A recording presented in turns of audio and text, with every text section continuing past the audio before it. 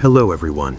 This evening we journey into a landscape where the cold bites deep enough to steal the warmth from your very lungs, where vast prairies lie buried under layers of snow and the only interruptions to the quiet are the creak of frozen wood and the uneasy rustle of livestock huddled against the storm.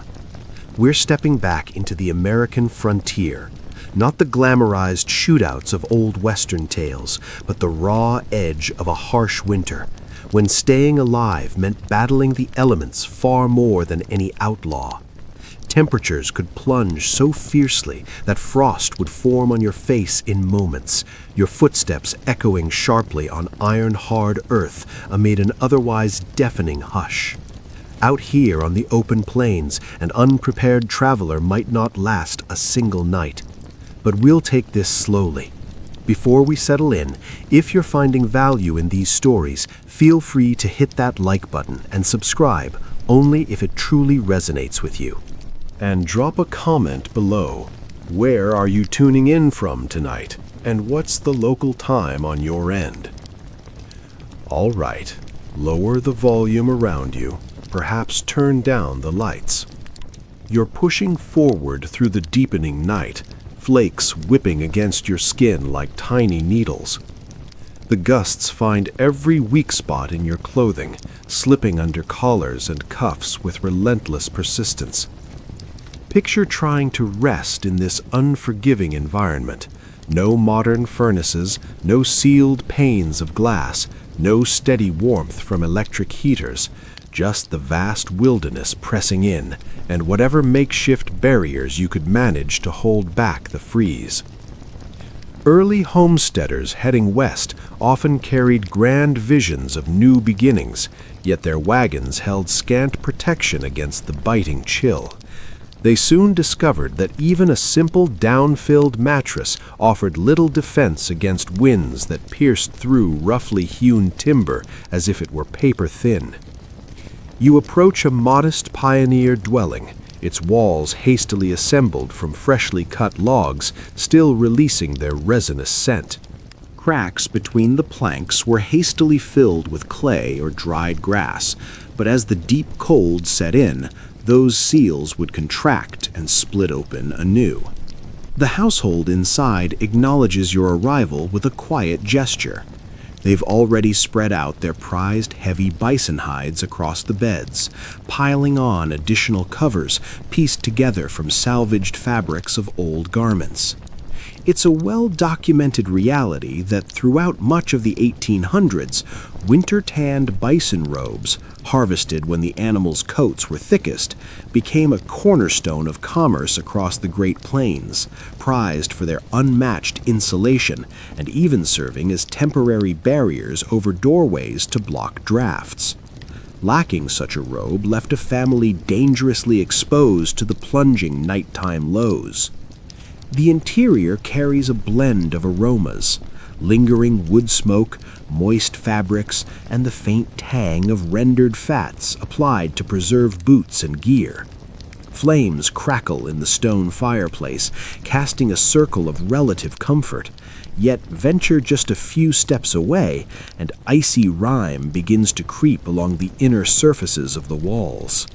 You run your fingers across the simple wooden bedstead, its surfaces uneven and prone to splinters, topped with a ticking stuffed with dried prairie grasses that poke through stubbornly. It's far preferable to the bare ground, though, where the frozen soil would draw heat from the body like a relentless drain. Accounts from the era suggest that while some adapted to the constant prickling discomfort, many frontier households endured restless nights, always partly alert to the encroaching cold. You settle beneath the layered pelts, listening to the subtle shifts and groans of the structure as accumulating snow weighs down on the roof. Your exhaled breath rises in visible clouds, condensing into delicate frost patterns that cling to overhead beams like intricate frostwork. It's an eerie sight, watching your own warmth transform into fleeting decorations in the dim glow. Then come the distant calls of the night, the mournful wails of coyotes or wolves echoing across the expanse, prompting you to burrow deeper into the covers. Interestingly, certain old-timer recollections note that hearing those cries could sometimes bring a measure of comfort, signaling that the pack was at a safe distance rather than lurking unseen nearby. True danger, they often said, arrived in utter quiet, when predators approached without announcement. You try to drift off, but alertness lingers, every muscle conserving what little heat it can muster. The packed straw below releases its earthy, hay-like fragrance with each movement, interrupted by occasional seeps of air through imperfect seals. Shifting closer to the hearth brings the pervasive scent of burning wood, embedding itself in fabrics and skin alike. On particularly smoky evenings, the haze could irritate eyes and lungs, yet dousing the flames risked numb limbs or worse by morning light. As the hours pass and the dwelling falls into deeper stillness, your thoughts wander to those who endured this season after season. Ordinary folks who trained themselves to find rest amid unrelenting hardship. Winters on the frontier tested human limits, forging resilience through sheer necessity. Adapt to the freeze or face its consequences. In these early hours of darkness, it becomes clear that rest out here wasn't a matter of luxury or ease. It was an act of persistence, yielding to the inevitable chill while clinging fiercely to any pocket of retained warmth. Slowly, fatigue begins to claim you, and your eyes finally start to close. The groan of settling beams, the soft hush of accumulating snow pressing against the doorway, and the steady rhythm of another's breathing close by blend into a somber melody. One not of tranquility, but of sheer tenacity. As you finally slip into that tenuous borderland of slumber, the world beyond the walls sinks further into an unrelenting abyss of frost and shadow. Yet somehow, defiantly, you persist through it all. That first piercing ribbon of cold air gliding across your exposed skin drives home the fragile nature of your refuge. From afar, or in romantic illustrations, a log homestead might appear solidly built and impregnable, but huddled under coarse covers while gusts sigh through hidden fissures, every shortcoming becomes impossible to ignore. You draw the heavy bison pelt higher, sealing it around your neck and shoulders, yet the chill advances steadily, patient and unyielding, like an unwelcome intruder.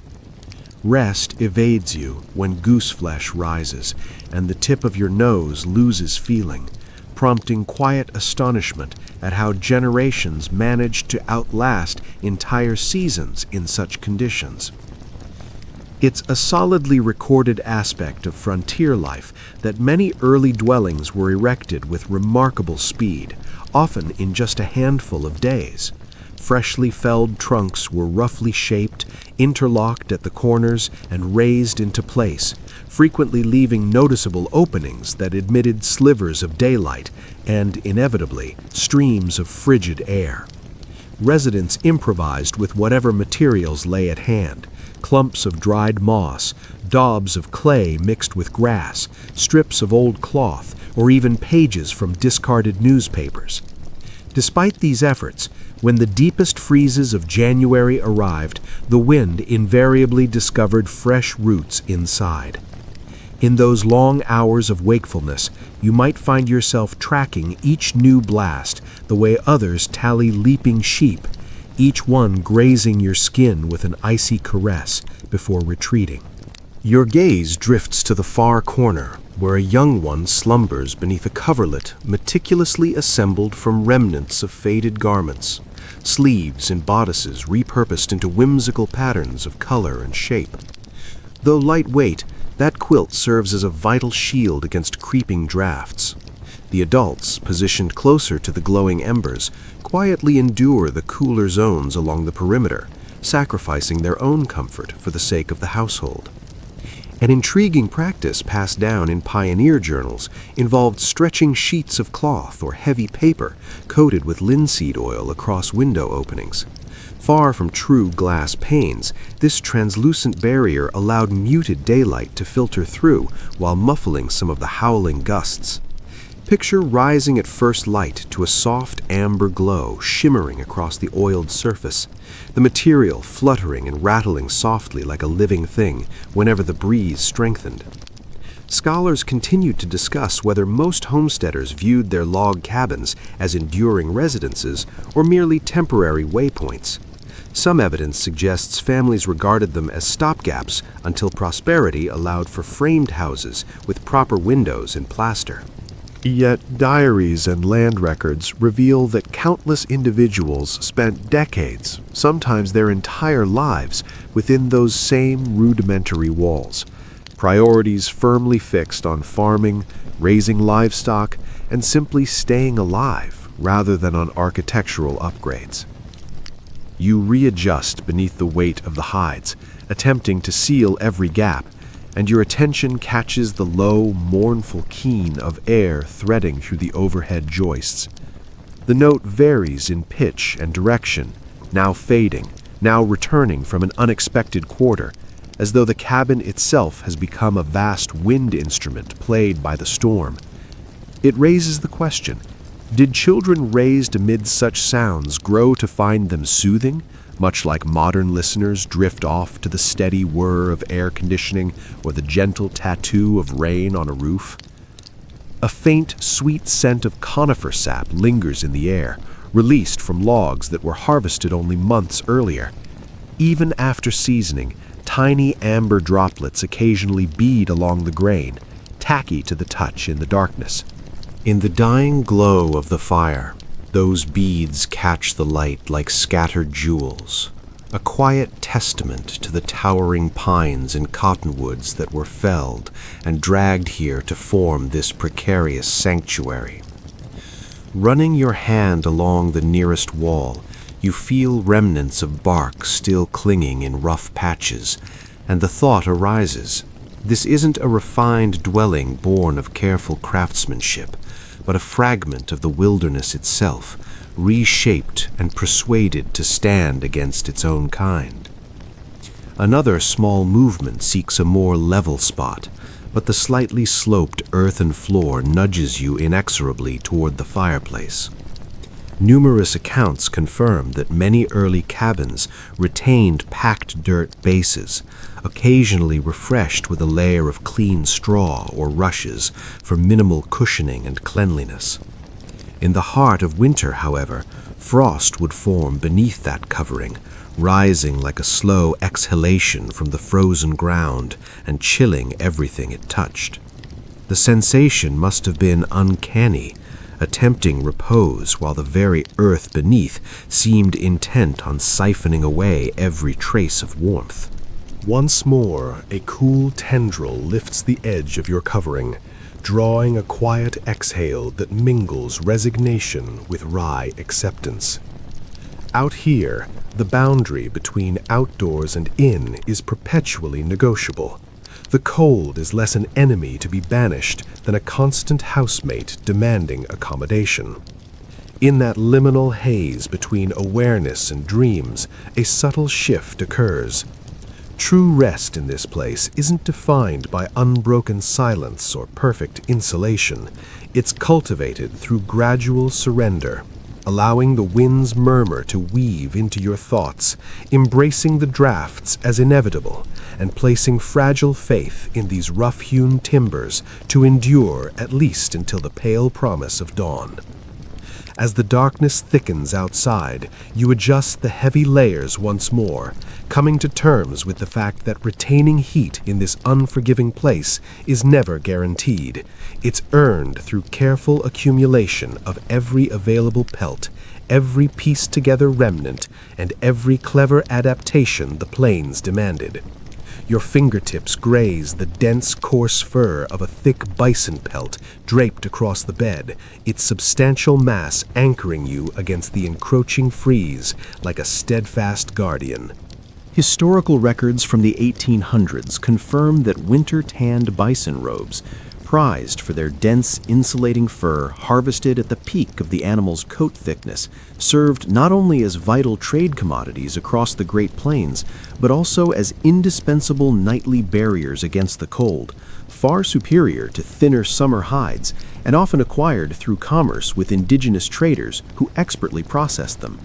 For many homesteaders, relying on these robes meant the difference between adequate shelter and perilous exposure, especially when compared to the superior preparations of neighboring native communities. You inhale deeply, drawing in the robust blend of cured hide and heavy wool, scents that carry the raw essence of the vast grasslands and the animals that once roamed them freely. Atop the pelts lies a vibrant quilt, its assorted patches forming a mosaic of softened crimsons, deep navies, and pale creams worn soft by time. Each fragment holds its own quiet narrative, a section from a faded kitchen cloth, another from the border of a cherished gown, or a remnant from a well-worn work shirt that endured countless seasons. These quilts transcended mere utility. They embodied preserved memories, with warmth derived not just from the padded filling, but from the sentimental ties woven into every seam, often crafted as farewell gifts or friendship tokens among women parting ways during westward migrations. An intriguing note from pioneer accounts highlights how the familiar aroma of a seasoned quilt, earthy with smoke, subtly musty, and occasionally laced with dried herbs like lavender tucked into pockets, offered psychological solace nearly equal to its physical protection.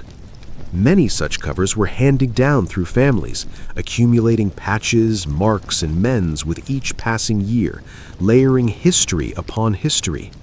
Drawing it close to your face, it evokes the gentle care of those who fashioned it long ago, as if their efforts reach across time to secure you now. Yet the lingering doubt persists. Just how sufficient were these piled fabrics in combating the merciless chill of the open ranges?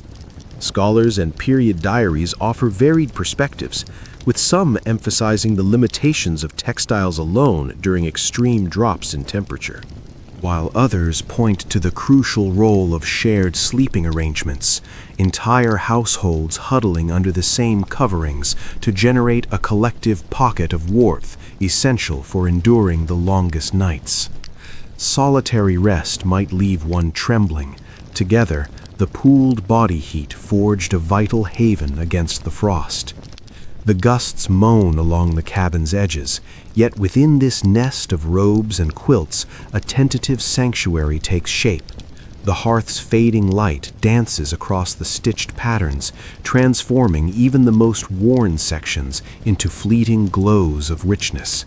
The pelt weighs upon you with its deep, musky prairie essence, while the quilt enfolds you like an unfolding tale, a testament to resourcefulness in salvaging every usable piece.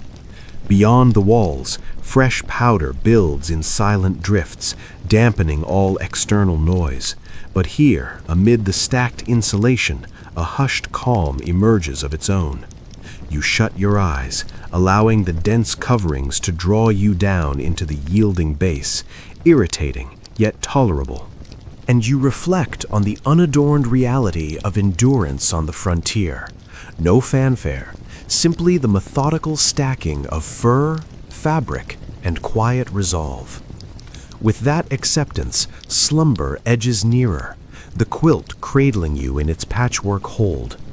The foundation below gives a soft, subdued rustle, not from the embers, but from the parched stalks crammed within the large fabric casing. You reposition yourself, and the dried material shifts, its pointed ends prodding faintly through the coarse cover like countless subtle pricks. Contemporary journals frequently describe how homesteaders relied on these ticks, oversized sacks sewn from sturdy linen or ticking fabric and packed with whatever seasonal fillers were abundant, such as wheat straw, hay, or autumn leaves, affordable and straightforward to refresh when the contents compacted or spoiled.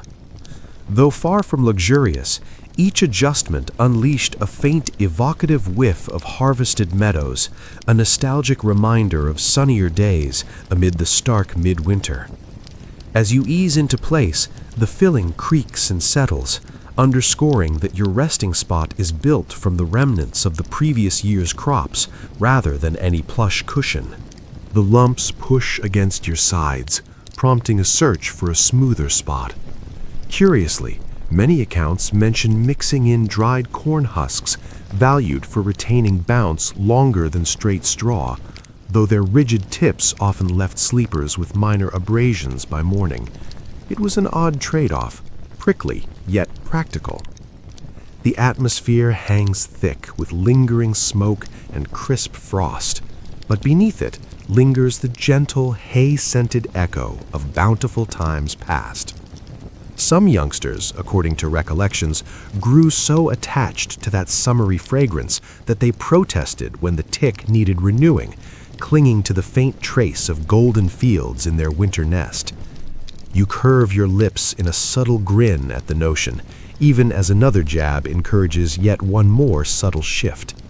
It's still debatable whether those packed straw bases truly allowed for deep restorative slumber or merely held fatigue at bay until morning.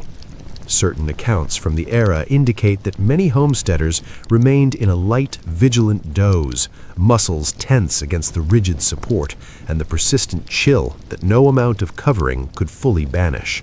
Others insist that the sheer exhaustion from dawn to dusk toil, plowing fields, chopping wood, tending livestock, enabled even the weariest to sink into profound unconsciousness, prickles and all.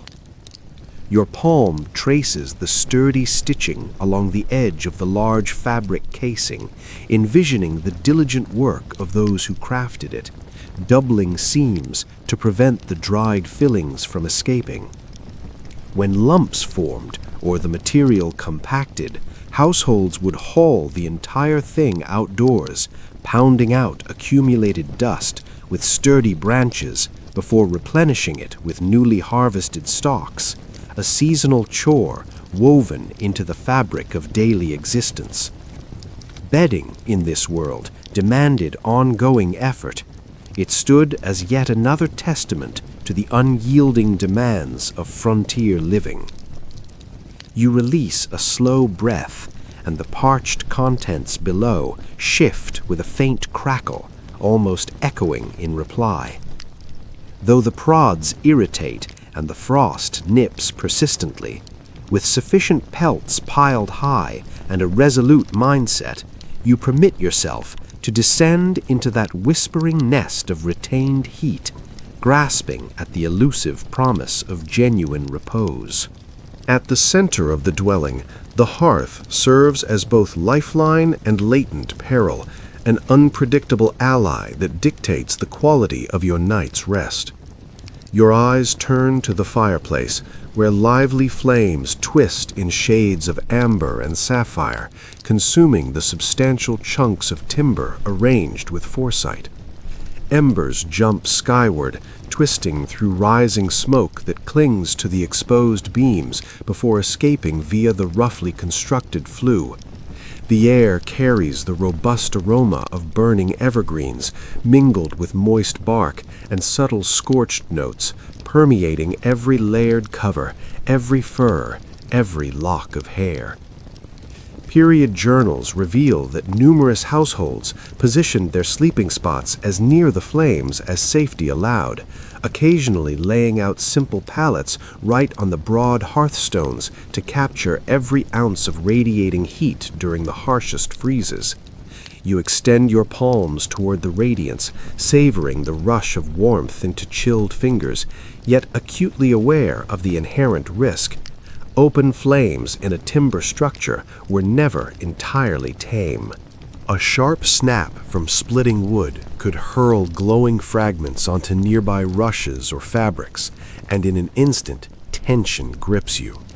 Numerous documented incidents from the settlement era recount entire homesteads consumed rapidly, dry logs fueling rapid blazes that forced occupants to escape into the night with only what they wore. Resting in proximity to the glow offered vital comfort, but it came with constant exposure to potential catastrophe, a delicate balance between necessity and hazard. Your attention shifts to a cast-iron vessel suspended over the embers, its cover clinking softly as vapor rises. The household maintains a gentle simmer not solely for meals, but to introduce moisture into the parched interior atmosphere. Another practical custom involved keeping a hearty broth or thick stew warming through the dark hours.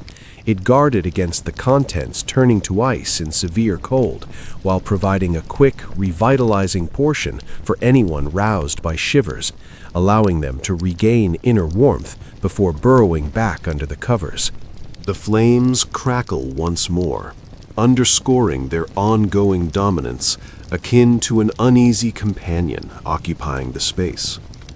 Certain recollections describe overconfident tendencies to build blazing roars before retiring, only to awaken amid choking haze. Wiser approaches favored moderate, consistent burns, often banked by covering coals with ash to preserve them overnight, monitored with the attentiveness one might give to an ailing relative. No universal agreement exists on whether typical families achieved unbroken slumber beside such hearths, or if the periodic need to add fuel, adjust logs, and watch for stray sparks fragmented any true relaxation. The fireplace embodied dual roles, provider of solace and enforcer of watchfulness, bestowing heat only in exchange for unwavering attention.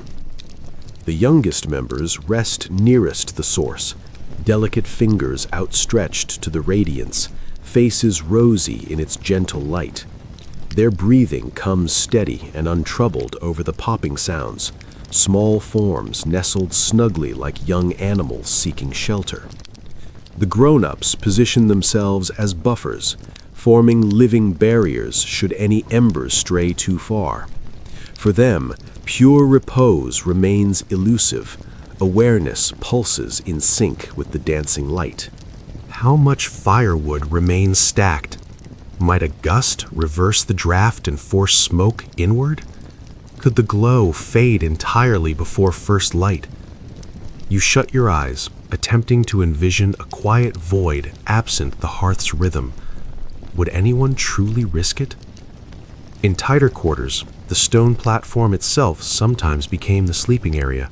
Furs spread directly atop the warmed slabs once meals were finished, bodies nearly enveloped in residual ember warmth. Minor burns from wandering cinders to blankets or skin were not rare, yet the irresistible pull of that concentrated heat often eclipsed the dangers.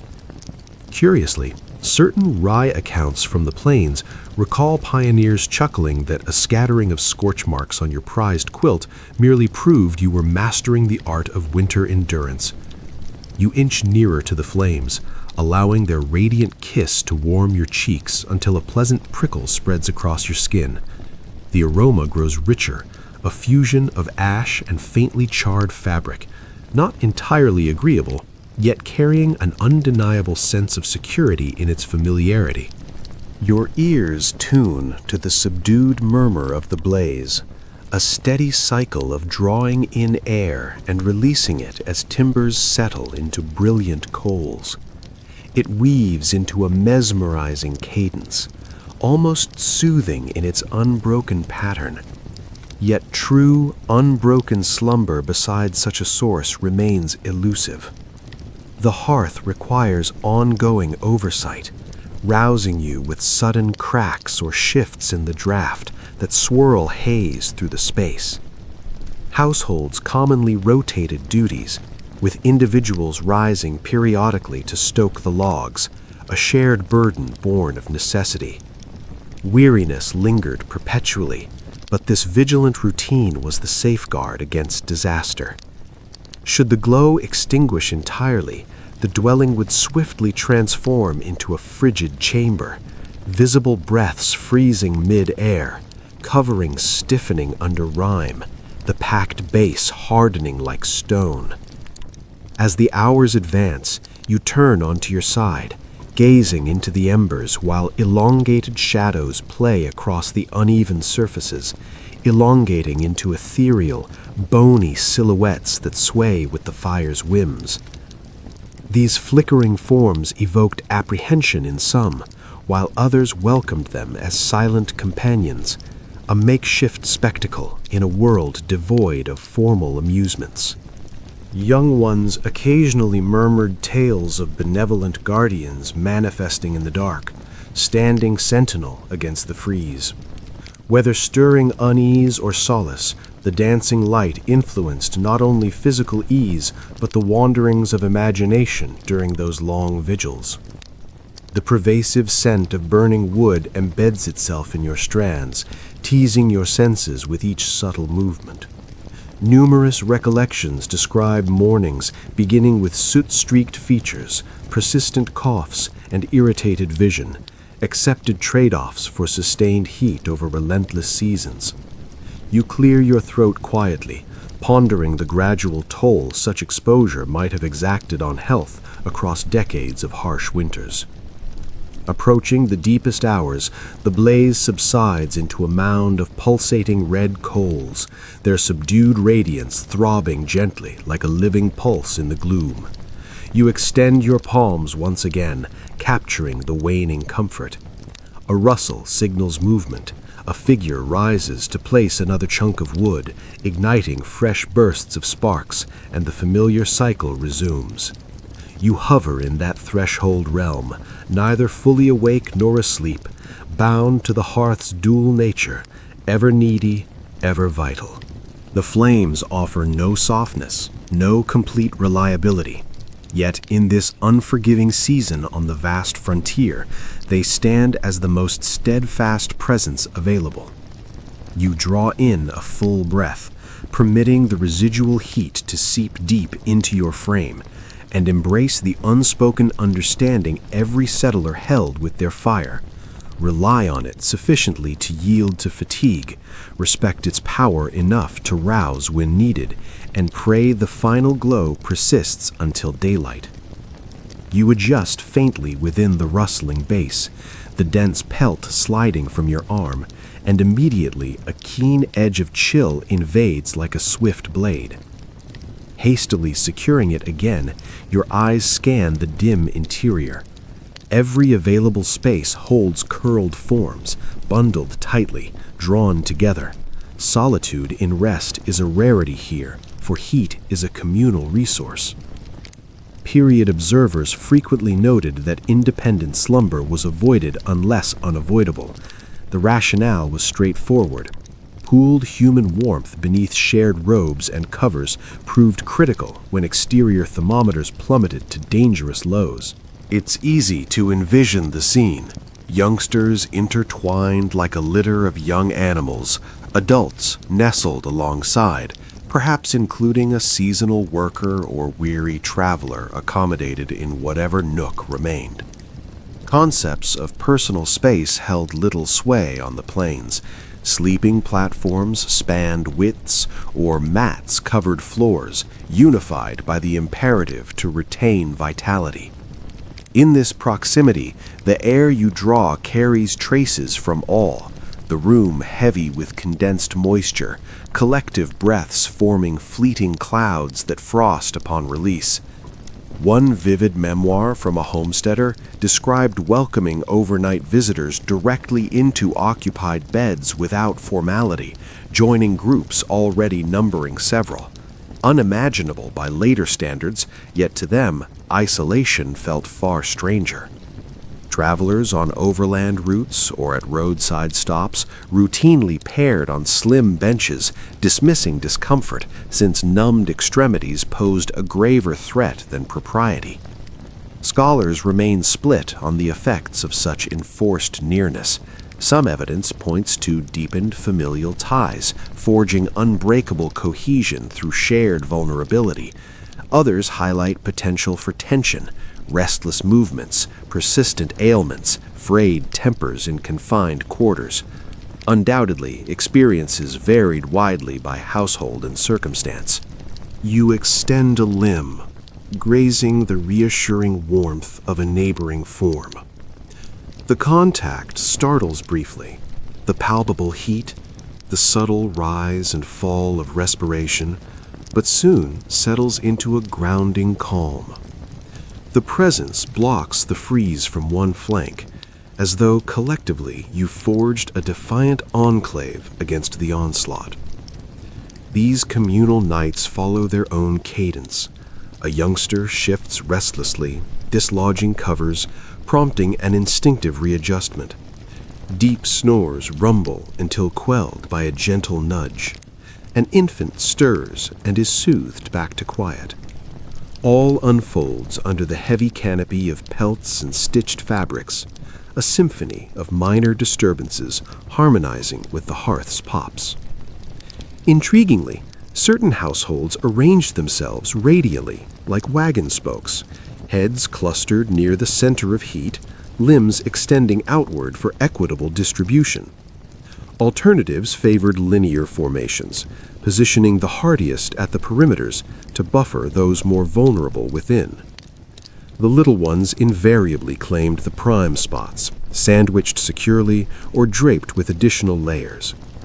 The intimate odors fill the space as well, perspiration blending with smoke, fabrics dampened by thawing ice, the subtle sharpness of seldom laundered attire.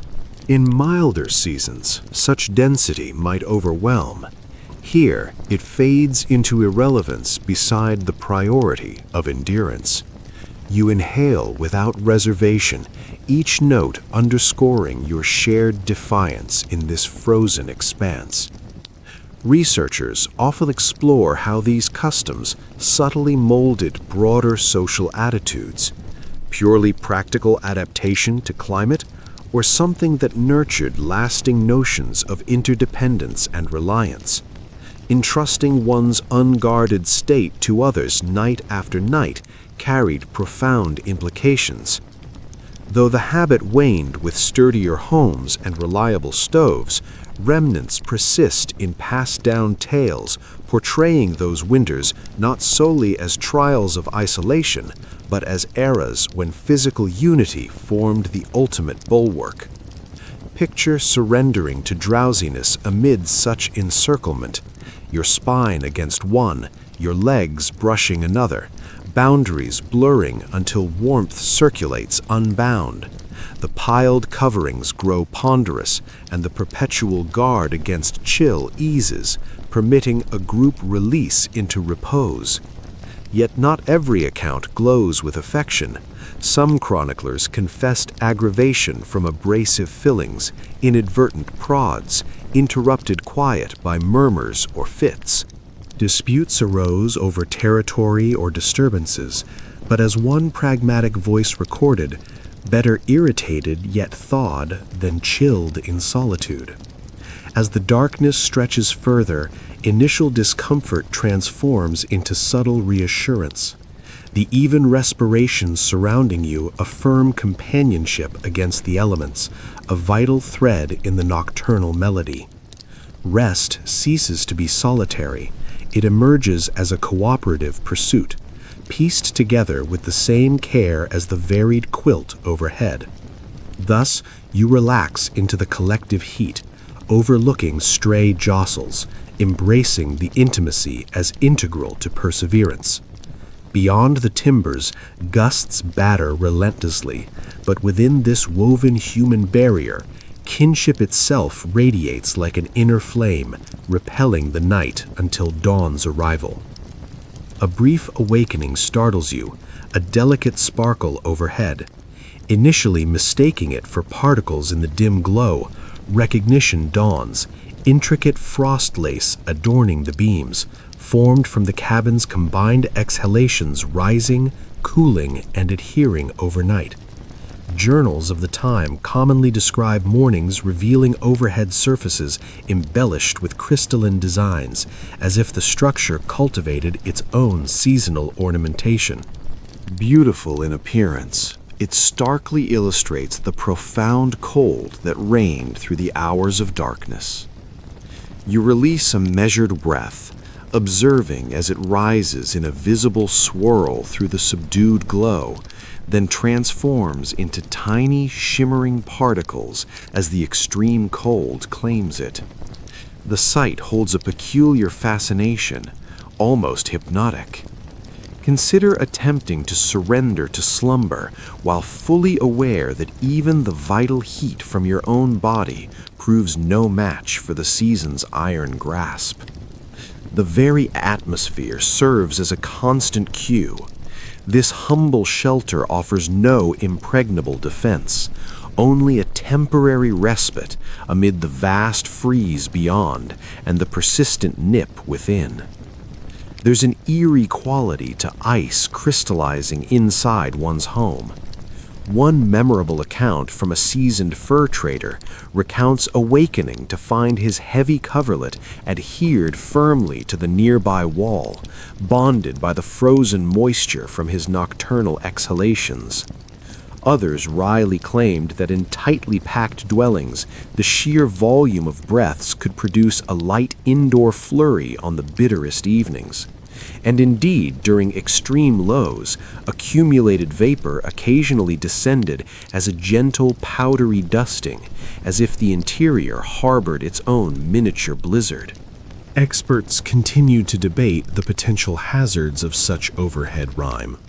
Certain analyses suggest the ongoing humidity fostered respiratory ailments or joint stiffness, gradually undermining the health of already weary homesteaders. Alternative views propose that the overall aridity dominated, rendering the crystalline buildup mostly superficial, harmlessly dissolving once the morning flames revived. In all likelihood, it embodied elements of both, an ethereal display concealing subtler threats that infiltrated breath and sinew alike. You draw the patchwork cover more snugly across your upper body, attuned to the subtle protests of the beams as the temperature plummets further. Overhead, the delicate patterns catch and release the hearth's wavering light, mimicking a distant starry sky in miniature. The illusion carries a serene allure, yet underscores the stark reality. The space remains perilously cold. Another exhale escapes in a gentle cloud, ascending to contribute to the expanding web on the timbers. An ingenious adaptation recorded in several journals involved suspending spare blankets or sturdy fabric below the joists, fashioning an improvised barrier to trap falling particles before they reached those below. Envision rising free of a frosty sprinkling in your locks, shielded by a simple draped canopy secured with basic pegs and cords. Refinement held little value here. Functionality reigned supreme. Your attention picks up a soft patter. A gentler updraft from the embers has begun to thaw sections, dislodging minute beads that descend onto the covers. You startle at the icy touch against your skin, then chuckle quietly at the sheer oddity. To be awakened by melting interior frost is an experience utterly foreign to most, a peculiar hallmark of these nights. The overhead supports shift once more with a low moan, bearing the accumulating load from the roof above. Such sounds often prompted concern about structural integrity. Many homesteaders made a point of clearing heavy drifts at first light to avert collapse. The ornate ice you admire represents merely the visible trace of a far greater mass threatening from without. Yet amid the harshness, the crystalline overlay offers an unexpected solace. In the soft illumination, it sparkles like polished metal, elevating the crude interior to something momentarily sacred. Young eyes might have discerned winged figures or fanciful shapes in the designs, following them lazily until sleep returned.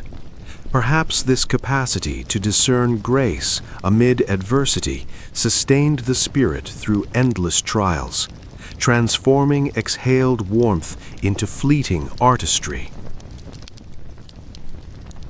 You nestle deeper into the layered pelts, conscious that each breath adds to the evolving canopy. It dawns on you that in this environment, even respiration etches a tangible legacy, evidence of persistence in the face of unrelenting frost. The patterns remain ephemeral, destined to vanish with dawn's warmth, yet they chronicle the hours, a luminous chronicle crafted by vital air, flickering flames, and enveloping shadow. Thus you shut your eyes anew, heeding the timber's occasional complaints, noting the intermittent gleam of the overhead filigree, and permit fatigue to overtake you, secure in the awareness that even amid profound chill, existence forges moments of quiet splendor. When daylight arrives and the ice liquefies into gentle drops tapping upon the fabrics, it will confirm that the fragile refuge has withstood yet another trial. Drafty barriers, iced beams, fitful repose, and everything between. The embers still pulse dimly as you rouse slightly, but the freeze has reclaimed its hold on your limbs. A tremor runs through you. You secure the cover higher, pondering additional ruses employed to convince the body of sufficient comfort for true rest. Frequently, the solution resided in a modest libation. Archival sources abundantly attest that spirits such as rye whiskey or imported brandy served as favored evening rituals across the plains, valued for their supposed ability to invigorate circulation and dispel the pervasive cold. Envision raising a simple metal vessel, the potent liquid trailing fire down your throat before radiating outward in a brief wave of inner glow, a transient deception of ease, as short-lived as the ascending embers from the hearth. That fleeting inner glow proves misleading, as modern understanding reveals. Spirits expand peripheral vessels, creating a rush of surface warmth while accelerating overall heat loss from the core, a risky illusion in sub-zero conditions. Yet it's simple to grasp its enduring appeal. Following relentless days felling timber, caring for animals, and shoveling paths through drifts, the sharp bite of liquor offered far more than mere physiology. It delivered a brief escape, a momentary defiance against the unrelenting freeze. When the container circulated among calloused palms, it fostered a quiet bond, reaffirming connection amid isolation. Intriguingly, certain homestead records describe administering diluted portions even to the young ones, a practice one woman's journal defended as a swift aid to calming restless little bodies more effectively than prolonged cradling. Contemporary views might recoil at the notion, but in eras when ice etched the inner panes and fuel ran perilously low, boundaries between helpful tonic and potential hazard often dissolved in the name of necessity. Opinions varied widely, however. Religious figures frequently condemned overdependence on strong drink, advocating fervent prayer as the truer source of sustenance. Temperate voices proposed gentler alternatives like spiced heated apple cider or mulled herbal infusions, providing solace minus the intensity.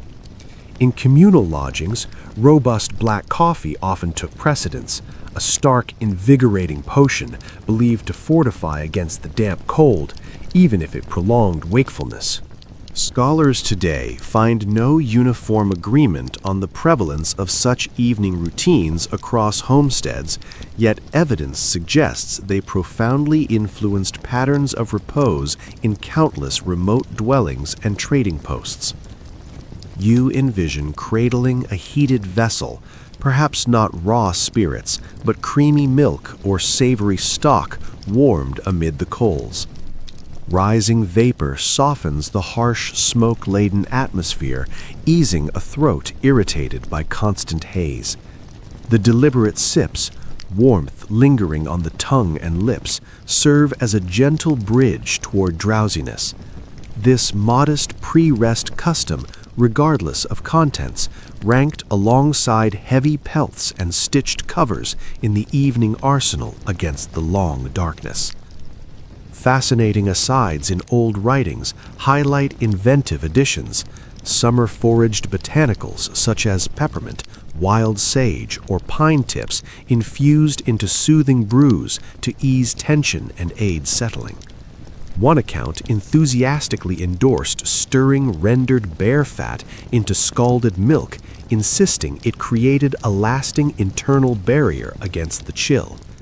Efficacy aside, these trials underscored the persistent ingenuity of those determined to outmaneuver the elements. The embers pop softly as you picture the shared kettle or flask making its rounds. Each taste a brief interlude, an exhaled tension, a temporary retreat from the bite outside. Muffled, weary laughter might ripple through the space, bouncing faintly off the timbers. Or frayed nerves could spark brief disputes, amplified by exhaustion and the drink's edge. Spirits wielded that double-edged influence, momentary easement shadowed by occasional unrest. Households navigated both facets intimately. You shut your eyes, evoking the keen flavor dancing across your senses. For an instant, the spreading heat and light haze feel tangible, drawing you nearer to oblivion. It clarifies the reliance, not mere unawareness, but profound necessity. When every breath materializes in frost, when the resting spot mimics a chilled granary, that searing swallow transcends luxury. It forms ceremony, endurance strategy, a persuasive nudge toward yielding to fatigue. You burrow further into the piled layers, thoughts wandering amid steaming pots and past cups, vigilant hearths and subdued mirth rising over the distant gale. Slumber creeps in, not from true sufficiency of heat, but from the mind's persuaded conviction. On these merciless plains, sheer conviction often proved the most potent balm. The vessel stands drained, its brief radiance already receding, and it becomes clear that confinement to the bed wasn't always the rule. Obligations frequently shattered the night. Existence here refused to halt for accumulating powder or deepening shadows. Beasts sheltered nearby demanded oversight. Flames required feeding, and fresh water needed fetching despite the hour. Journals from the time brim with fatigued entries recounting midnight risings to replenish woodpiles or inspect stock. Rest fractured into snatched intervals rather than seamless spans. Picture forcing rigid, frost-stiffened footwear onto numb feet, leather warped into ungainly forms. Your exhalations bloom visibly even within the dim interior. A kerosene lamp sparks to life with a low hiss, infusing the air with oily fumes. You drape a thick wrap about you, steel yourself, and venture outward. The assault arrives instantly, air piercing like shards against exposed skin, a profound quiet so absolute your pulse thunders in your ears. Overhead, the vault appears as endless black silk studded with brilliant icy points of light. Accounts emphasize that maintaining herds represented the margin between prosperity and ruin, compelling regular checks regardless of conditions. Equines, bovines, or flocks required hay and unfrozen drinking sources through the wee hours. Youngsters might accompany, bundled enormously, hauling pails in a parent's wake. Solidified troughs demanded chopping, raw hands burning in the process, a phantom sting you can almost feel. An unusual habit in extreme spells involved ushering smaller creatures indoors for mutual benefit. Fowl rustling in alcoves, young swine grunting near the glow, kids murmuring from dim corners. It bordered on disorderly, yet their radiated heat bolstered the human occupants. The little ones occasionally turned it into whimsy, dozing beside a contented bird on their prickly base.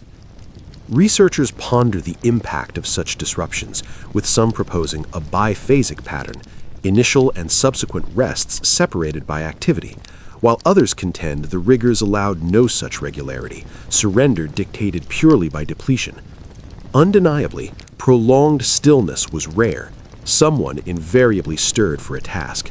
You envision plodding through thigh-high banks, light swaying, elongated shades leaping across the pale expanse. Each footfall resounds sharply, amplifying solitude in the vast frozen void. The outbuilding emerges shadowy and imposing, portals resistant with rime. Within, the environment feels comparatively milder, heavy with dried grasses, earthy odors, and vapor from animal breaths. Creatures rouse, lowing or nickering in greeting. You distribute fodder, shatter surface ice on vessels, offer a reassuring touch to a muzzle exhaling clouds into your hand. Briefly, personal hardship fades amid the familiar motions. The trek back drags interminably, limbs leaden, weariness layering like an extra cover. The flame flickers uncertainly, footing falters on slick spots. Only the allure of returning to the nest propels you onward. Bursting inside brings a rush of smoky relative warmth, both welcome and jarring as circulation revives with tingling. Curiously, certain individuals framed these excursions as contemplative respites. One patriarch noted the solitary starlit paths granted rare solitude for reflection, the heavens seeming palpably near. Less poetic entries lamented sheer drain, roused thrice for fuel and beasts, half lifeless by dawn. Both capture the essence. Repose here was intricate, piecemeal. Reclaimed among the covers, extremities still buzzing from exposure, you descend into the creaking foundation.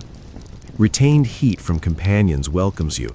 You nestle appreciatively as the hearth regains its cadence. Lids grow heavy, acknowledging that true continuity eludes, rest bartered in segments amid duties, appetites, frost, and stewardship. Somehow, those shards suffice for persistence. Thus, awareness fades anew, reassured by secured creatures, sustained flames, and the ceaseless muffled descent outside. Fragmented slumber proves adequate. You turn sideways, seeking closer contact with radiating bodies, yet an incompleteness lingers. Pelts and covers weigh substantially, embers snap, but chill persists in infiltrating. Your hand seeks the foot of the bed, soft fur-trimmed footgear, dense as hand covers, and a sturdy woolen garment reserved for overnight wear. On the frontier, disrobing fully invited peril. Numerous traveler chronicles warn emphatically that baring skin in deep winter flirted with fatality, layers merely adjusted, never shed entirely. Resting through a frontier night called for deliberate readiness, akin to a warrior donning protective gear before battle.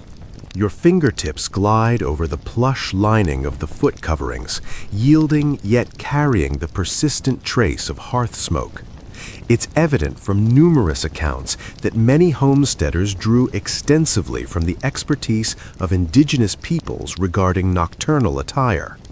Tribes across the Great Plains and mountainous regions had refined techniques for enduring severe winters over generations, skillfully arranging pelts, encasing extremities, and even crafting dedicated resting wear from supple rabbit hides stitched into warm blankets or leggings.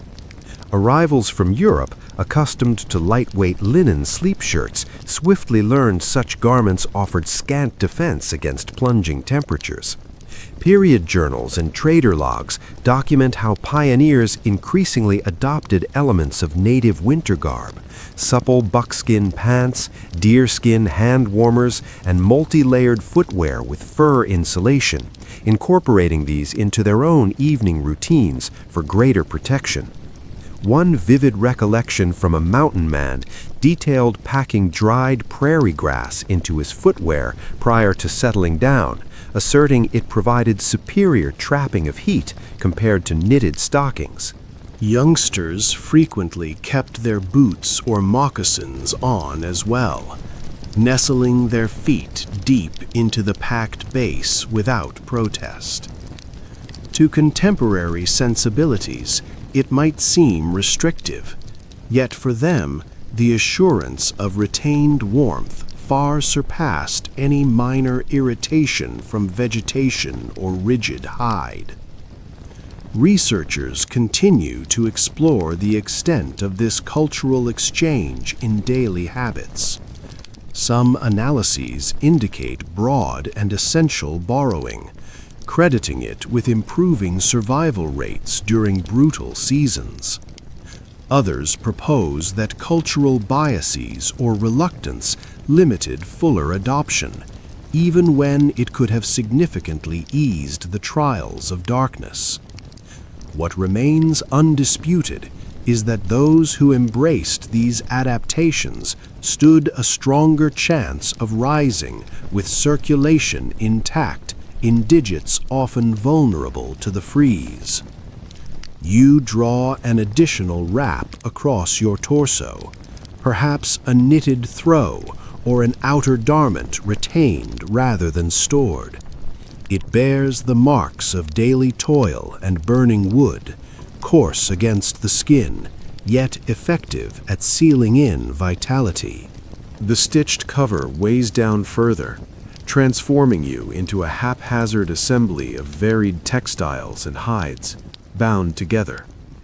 In this encased state, you stand fortified against the encroaching gloom. Curiously, certain households extended the practice to cranial coverage, binding heads in cloth strips or donning thick knitted caps overnight.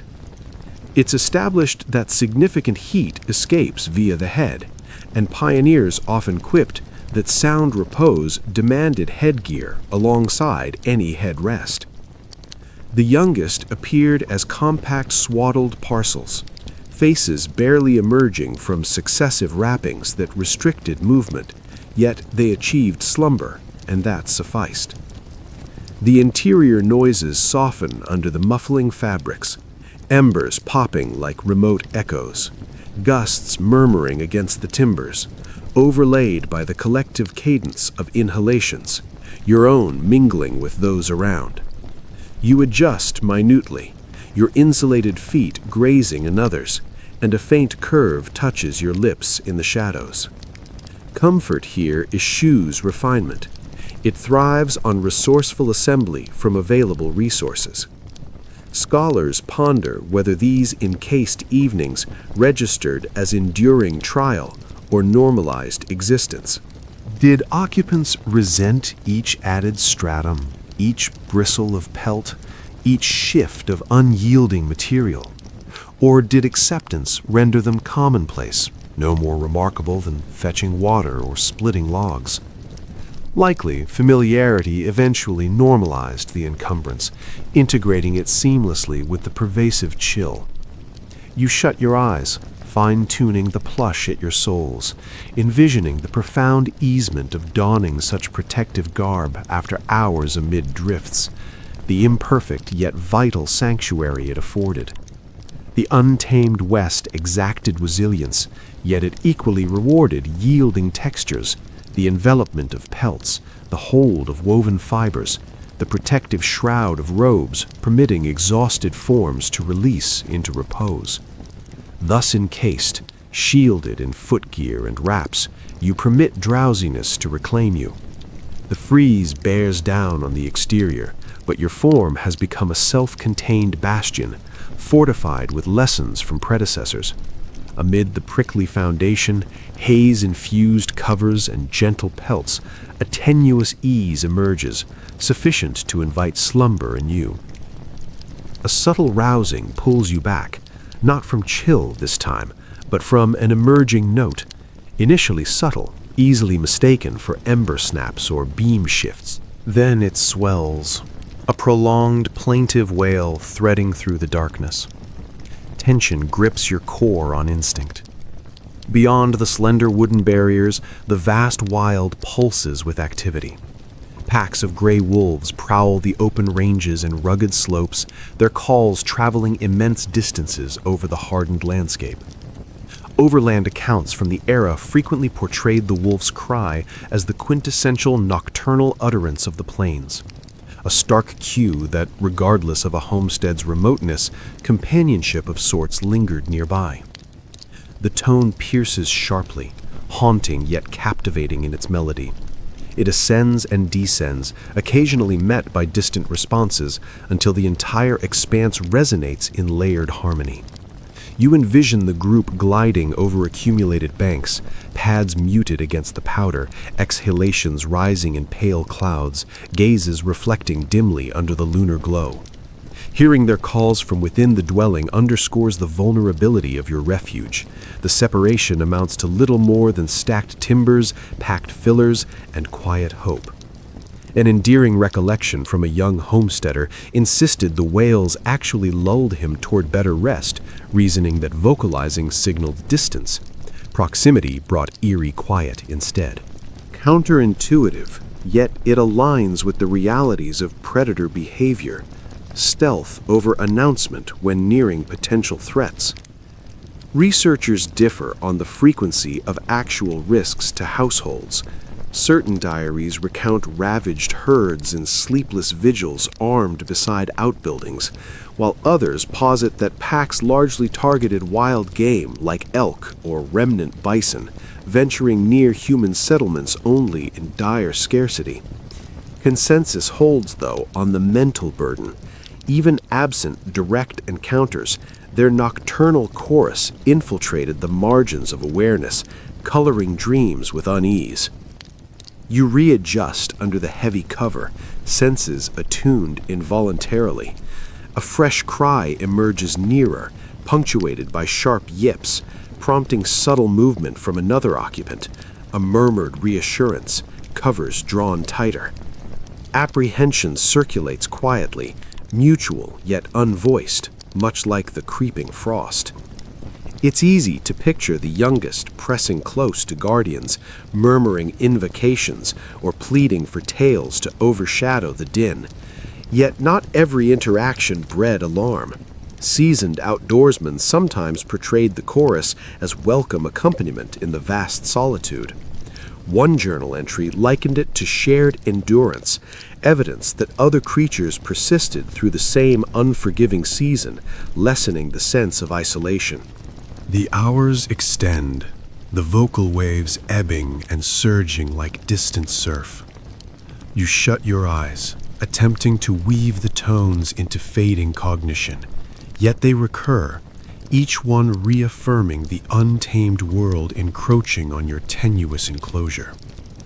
The inhaled blend carries lingering haze, perspiration, woven fibers, and a subtle edge of tension. Beyond the walls, watchful presences gleam invisibly. You reflect on sustaining that precarious equilibrium night upon night, craving repose while alert to roaming hunters. Did true depth of slumber ever arrive, or did it remain partial, a perpetual negotiation between weariness and readiness? Analyses persist in examining the quality of rest amid such auditory intrusions, suggesting it seldom achieved complete release, instead balancing depletion against instinctive watchfulness. The calls diminish gradually, receding into remoteness until only beam shifts and breeze murmurs linger. A collective easing permeates the space, tension releasing from frames, respirations deepening without need for acknowledgement. For this evening, the pack has moved on. You descend further into the yielding base, registering the familiar tickle against your skin, the substantial overlay of pelts. Residual wariness hovers subtly, but depletion prevails. The expanse is immense, the hunters numerous, yet here you remain, sheltered and breathing. That slender divide between peril and security, cry and quiet, forms the threshold of your drowsiness. Thus awareness slips away once more, thoughts tinged with pale gleams in the drifts, resonant calls traversing the dark, closeness radiating within the timbers. Repose proves delicate, yet it arrives all the same, enfolding you as securely as the stitched layers, anchoring you through until faint dawn filters in. The calls fade from your reveries, supplanted by another note, the soft sizzle and pop of material warming near the embers. Awareness returns sufficiently to discern a cloth-bound cluster of river rocks, drawn from the glow and nestled at a bed's end. Radiance spreads gently but persistently, a concealed spark amid the fabrics. Pioneer correspondence frequently details employing warmed rocks or fired clay blocks to temper the severity of chilled bedding. The approach was straightforward. Embed them among coals until retaining heat, then transfer cautiously with tools or padded grips, positioning them beneath covers or in dedicated containers. The effect delivers prompt solace, stiffened, chilled extremities gradually reviving against the portable source. Duration is limited, yet those initial intervals border on bliss. Certain households maintained a rotation, swapping diminished pieces for newly heated ones across the hours, a habitual step integrated into evening wind-downs, akin to final devotions or ember banking. A whimsical adaptation substituted baked root vegetables like potatoes, bundled similarly, dual purpose, yielding a flavored morning repast with subtle charred notes to the amusement of the young, who dubbed it slumbering with supper. Alternative implements included clothing irons, nestled in perforated boxes and inserted at the base. Risks involved overheating, scalded fabrics, or tender skin if mishandled. Origins spark discussion. Traces lead to old-world brass pans slid between linens holding glowing coals, while necessity on the resource-scarce plains may have prompted parallel reinvention. The core idea endured, a localized reservoir of heat defying the overwhelming freeze. You sense the coarse contour through the wrapping, solid against your lower limb. The pulse ebbs slowly, like a waning rhythm, drawing your souls nearer to capture it fully. In the hushed interior, such modest aids loom large. The household rests more readily with at least one zone reclaimed from the ice. Intriguingly, the concept extended to travel. Overland parties warmed rocks at campfires, securing them in wagon beds or against bodies during conveyance, rudimentary yet resolute defiance. Your gaze catches the hearth's dance, anticipating the next exchange. A figure shifts silently, employs tongs to retrieve a fresh piece, substitutes the spent one, fluid, almost ceremonial in half-conscious execution. The relay sustains habitability, holding the chill at bay sufficiently for genuine ease.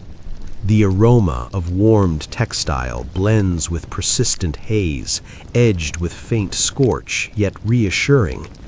You draw it in, lids weighing down, appreciating how endurance hinged on unpretentious ingenuity. A humble hearth-drawn rock tips the scale from relentless trembling to viable surrender. Studies ponder the broader influence of these rituals on daily cycles, whether perpetual adjustments fragmented repose or forged a familiar tempo as routine as daybreak signals. likely a blend, varying by circumstance. Undeniably, absent them, countless evenings would prove intolerable. Your extremities ease, tension uncoiling, as weariness finally overrides residual bite. You draw nearer to the source, exhaling in quiet gratitude as though the rock responded directly. With that modest ember gift, awareness fades anew, yielding to the extended frozen darkness, anchored in these tenuous captures of flame-born comfort. The rock dulls to inert weight, chill reclaiming ground, yet tracing the inner surface reveals lessened severity. An anomaly registers externally. Fresh powder has banked deeply along the exterior, transforming from foe to unexpected shield. Period writings highlight how residents came to view deep accumulations as beneficial when compacted against walls, plugging fissures, dampening gales, quieting structural complaints until the dwelling felt swaddled in profound hush. Your hand presses the textured plank, contemplating the mechanism. Snow's myriad air pockets trap warmth far better than exposed surfaces or vacant drafts. Records affirm that earthen sog dwellings, partially submerged and crowned with dense grassy roofs, often maintained superior interior temperatures compared to even well-chinked timber structures during peak cold. Numerous accounts from homesteaders describe how deep powder adhered to earthen rooftops, adding an extra barrier that transformed those structures into cozy, ground-hugged retreats. From a distance, they blended into the landscape like gentle, frosted rises. Yet within, the combined radiance from the hearth and occupants created a surprisingly steady comfort. One memorable tale recounts a household emerging after a fierce blizzard to discover their dwelling nearly entombed, the entrance blocked solidly by massive accumulations. Initial panic gave way to realization. The enveloping blanket produced a profound calm, winds entirely muted, the interior retaining heat better than any previous evening. They dug a passage for ventilation and daylight, later reflecting that the unintended interment likely spared them severe exposure. The young ones often embraced such events with wonder, dubbing their homes grand frozen strongholds and imagining the plains turned into an immense adventure ground. Analyses persist in comparing earthen versus timber constructions for seasonal defense. Advocates for sod highlight superior thermal retention, though acknowledging issues with moisture and vermin. Proponents of logs emphasize durability and resistance to structural failure when gaps were meticulously filled. The discussion illustrates the ongoing compromises pioneers navigated, selecting the drawbacks most tolerable for their circumstances. Ultimately, the most reliable shield often proved sheer volume, layering clay, grassy blocks, or the season's own drifts. You settle against the plank surface, noting the customary seeps of air have diminished markedly. In their place, a profound muffling envelops everything, as if the exterior blanket has absorbed external clamor. It's not absolute quiet, but a subdued acoustic veil, akin to being cocooned beneath dense covers. The accumulation hugs the walls intimately, converting the space into a nestled lair amid the relentless freeze. Curiously, many deliberately heaped fresh powder along foundations, building barriers as tall as feasible to staunch inflows. Counterintuitive, perhaps, yet the principle mirrors structures of packed ice that retain interior warmth effectively.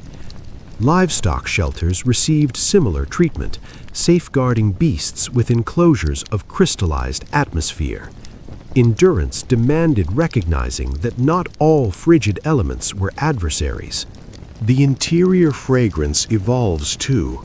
Without gusts forcing haze downward, the atmosphere clears noticeably, easing inhalation as tension uncoils from your frame for the first time in recent evenings.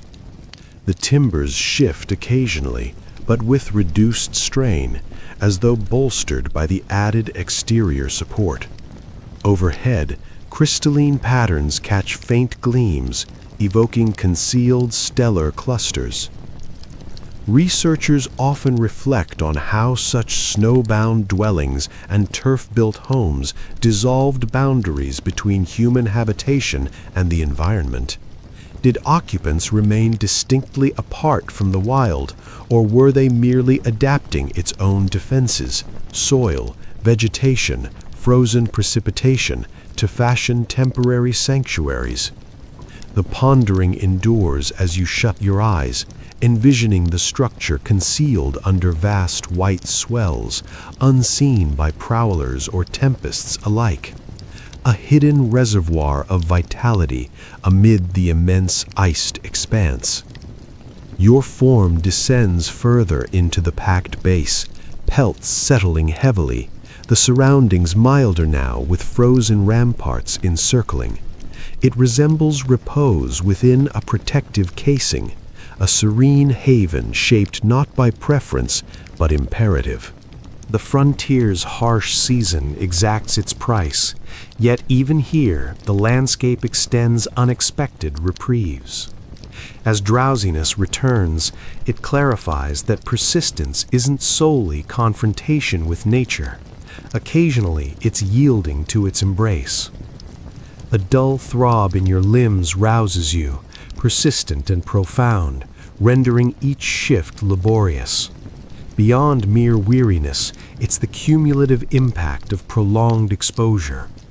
Period writings abound with mentions of seasonal ailments, not limited to blackened digits or wind-scoured features, but pervasive joint stiffness, respiratory complaints, and lingering infections that plagued those unable to sustain consistent interior warmth. Resting in these circumstances transcended discomfort. It could leave one diminished upon rising. You adjust in the rustling foundation, a sudden sharpness racing through your lower extremities, numbness advancing stealthily when covers displaced or embers waned.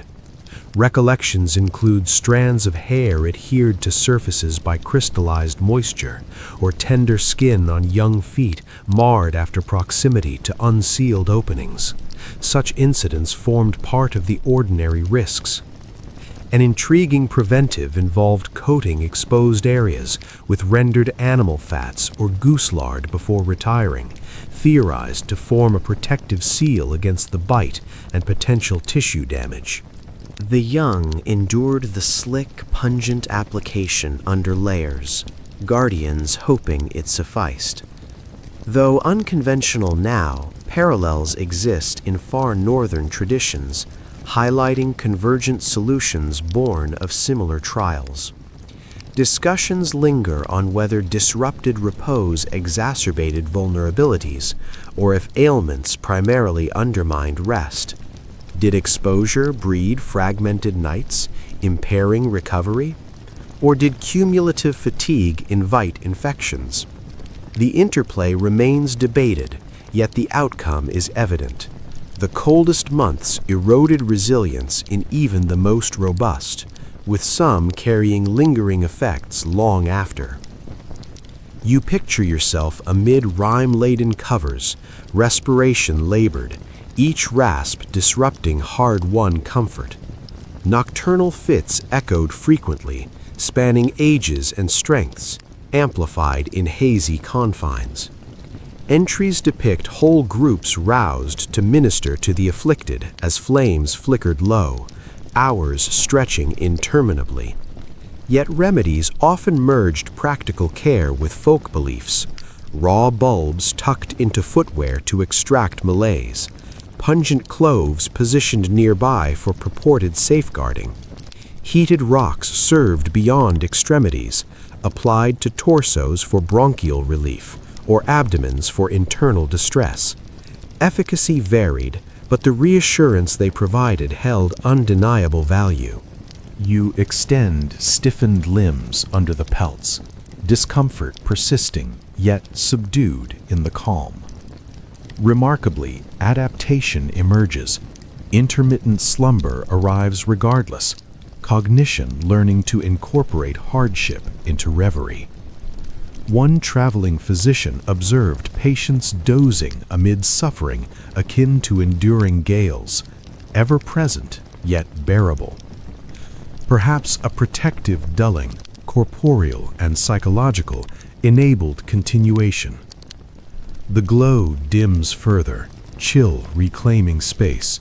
A form in the shadows clears its throat persistently before subsiding with a sigh. The reminder underscores the fragile threshold between perseverance and surrender. No advanced curatives, no consistent heat, merely fabrics, ointments, botanicals, and unyielding determination to greet daylight. You shut your eyes, the throb tolerable, reflecting on countless similar conclusions to prairie evenings, frames tender, airways strained, spirits fatigued, yet they persisted. Affliction ranked as seasonal as the drifts themselves, inflicting marks while forging endurance. Thus you descend anew into the base, exhaling under the burden, allowing the discomfort to recede into the backdrop. Strength may not return fully, but awakening does, and on these plains, that constituted triumph. The rasp quiets, supplanted by the gentle scrape of metal on timber. A silhouette disentangles from the covers, approaching the central source to revive it. You peer through heavy lids, observing coals stirred to renewed life. Repose here lacks simultaneity. An unspoken agreement ensures perpetual oversight. Archival sources stress that neglecting the blaze risked catastrophe, either glacial interiors or uncontrolled spread. Dwellings depended on this vigilant core, nurtured with the devotion reserved for the most vulnerable. You turn supine, covers readjusting across you, observing the caretaker add fuel. Embers surge upward, silhouettes leaping along surfaces, the structure's subtle responses harmonizing. Absent this dedication, peril would intensify manifold. Households commonly shared the responsibility, members alternating awakenings to prod ashes and sustain supply through to morning. Documentation notes even youngsters assuming watches from tender ages, heavy-lidded yet dutiful, guaranteeing no descent into chilled obscurity. An intriguing entry from a homesteader's journal details a modest sand timer placed prominently on the shelf, flipped whenever a watcher rose, providing a tangible measure for the next to take over. This simple device imposed order on the fragmented hours, converting sporadic risings into a structured ceremony. Another recollection highlights households that depended on a loyal canine, conditioned to alert with sharp yips when the glow dimmed excessively. The creature served as a dependable sentinel, prodding drowsy occupants with persistent nudges until the blaze revived. Analyses continue to explore the degree of constant oversight required. Certain views maintain that properly banked embers, smothered under a layer of ash to burn gradually, could sustain through to daylight unattended. Counter-arguments cite numerous instances of extinguished coals leading to frigid interiors, or conversely, unchecked sparks igniting devastation, validating the need for unwavering attention. Reality doubtless shifted by circumstance and caution. Negligence risked severe consequences, while excessive diligence sacrificed repose for security. You envision assuming the duty yourself, easing from the covers silently, draping a knitted wrap about your shoulders, vision blurred from accumulated weariness. The packed floor chills your soles. The base exhales softly in your absence. The hearth pulses with subdued crimson, the vital core of the space. Kneeling, you prod the remnants, coaxing a rush of renewed flame that warms your features, while the opposite side registers lingering drafts. In that interval, solitude envelops you, the others nestled securely, relying on your stewardship to preserve their fragile comfort. Curiously, many on duty transformed the quiet into reflection, murmuring devotions, pondering plans, or crafting verses and tales. One youthful correspondent credited his finest poetry to those interims between fuel additions, when profound stillness reigned indoors and distant calls echoed from the plains. Others lamented the ordeal, battling drowsiness while tracking fleeting embers. Nonetheless, these isolated intervals etched themselves into recollection, as integral to plains existence as harvesting or mending fences. The aroma intensifies as fresh timber ignites, haze drifting upward leisurely.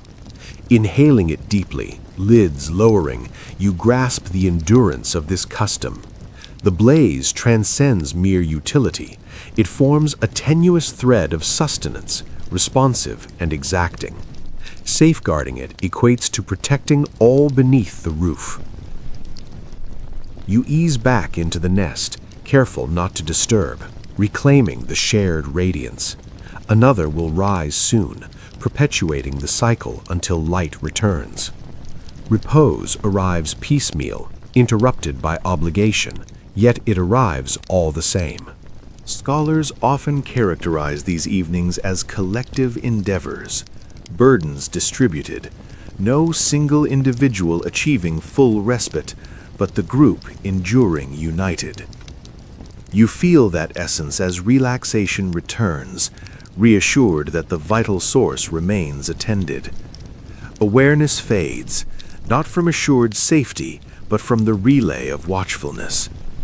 Thus the dwelling persists through obscurity, flames and occupants mutually sustaining, fuel by fuel, shift by shift, until dawn. Rest here brims with intensity, sensations layering upon recollections, the resolute cognition declining full silence despite physical pleas for oblivion. Shutting your eyes, the chill, haze, and subtle rustle swiftly merge into reverie. Period diaries frequently observed that frontier cold seasons evoked distinctive nocturnal visions, intense, intricate, unsettled. Scarcity tugged persistently, apprehension lurked peripherally, yet depleted states nonetheless generated rich tapestries. You readjust under the dense pelts, teetering on slumber's edge, envisioning endless trudging through engulfing banks, exertion mirroring wakefulness. Then a distant cackle intrudes, fragile and sharp across the iced expanse. Such reveries commonly blended routine with disquiet, mirroring daily trials. Vanishing cordwood stacks, overburdened roofs yielding, bountiful spreads forever unreachable. One woman's persistent winter imagery centered on towering loaves, abundant yet perpetually inaccessible, scarcity invading even unconscious hours. Others noted segmented visions, paused by chills or duties, resuming seamlessly upon return as if threading an unbroken narrative across interruptions.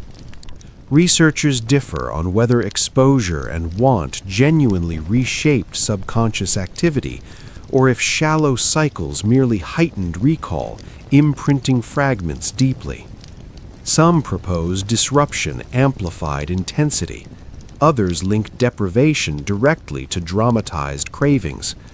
Regardless, these seasonal imaginings seldom offered solace.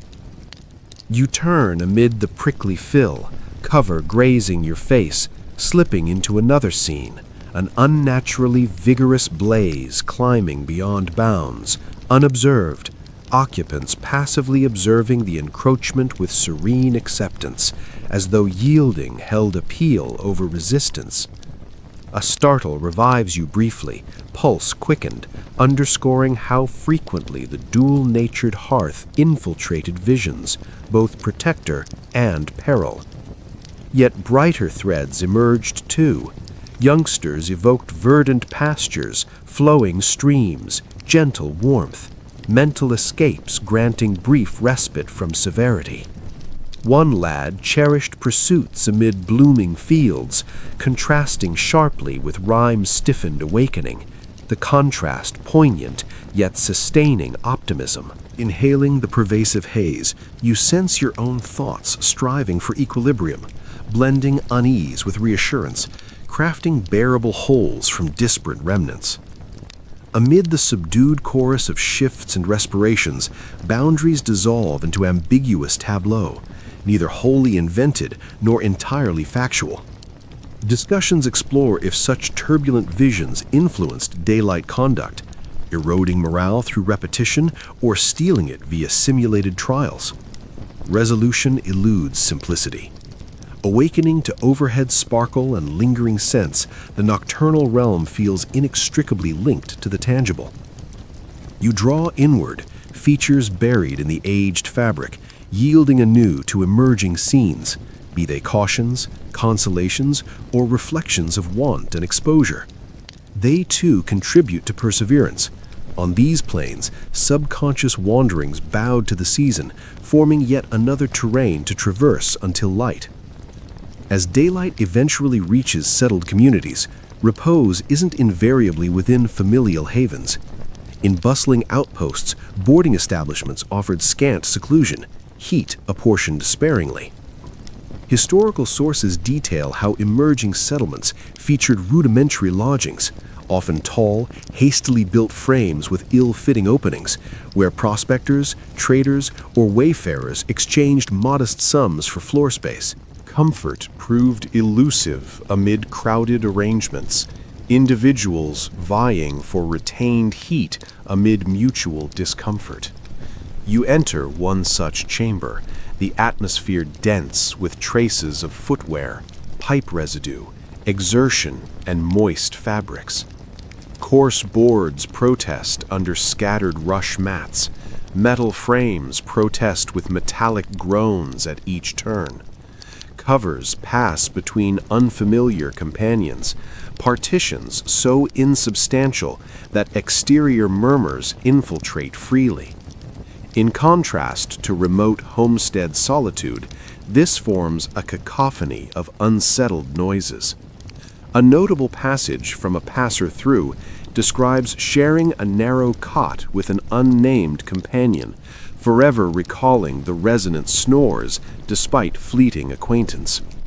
Dawn often brought sheepish disentanglements from shared wrappings, formal greetings delayed until daylight.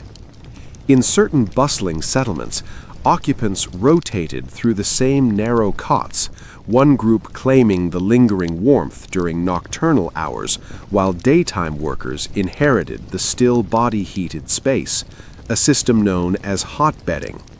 The linens seldom had opportunity to cool completely, though laundering remained equally infrequent.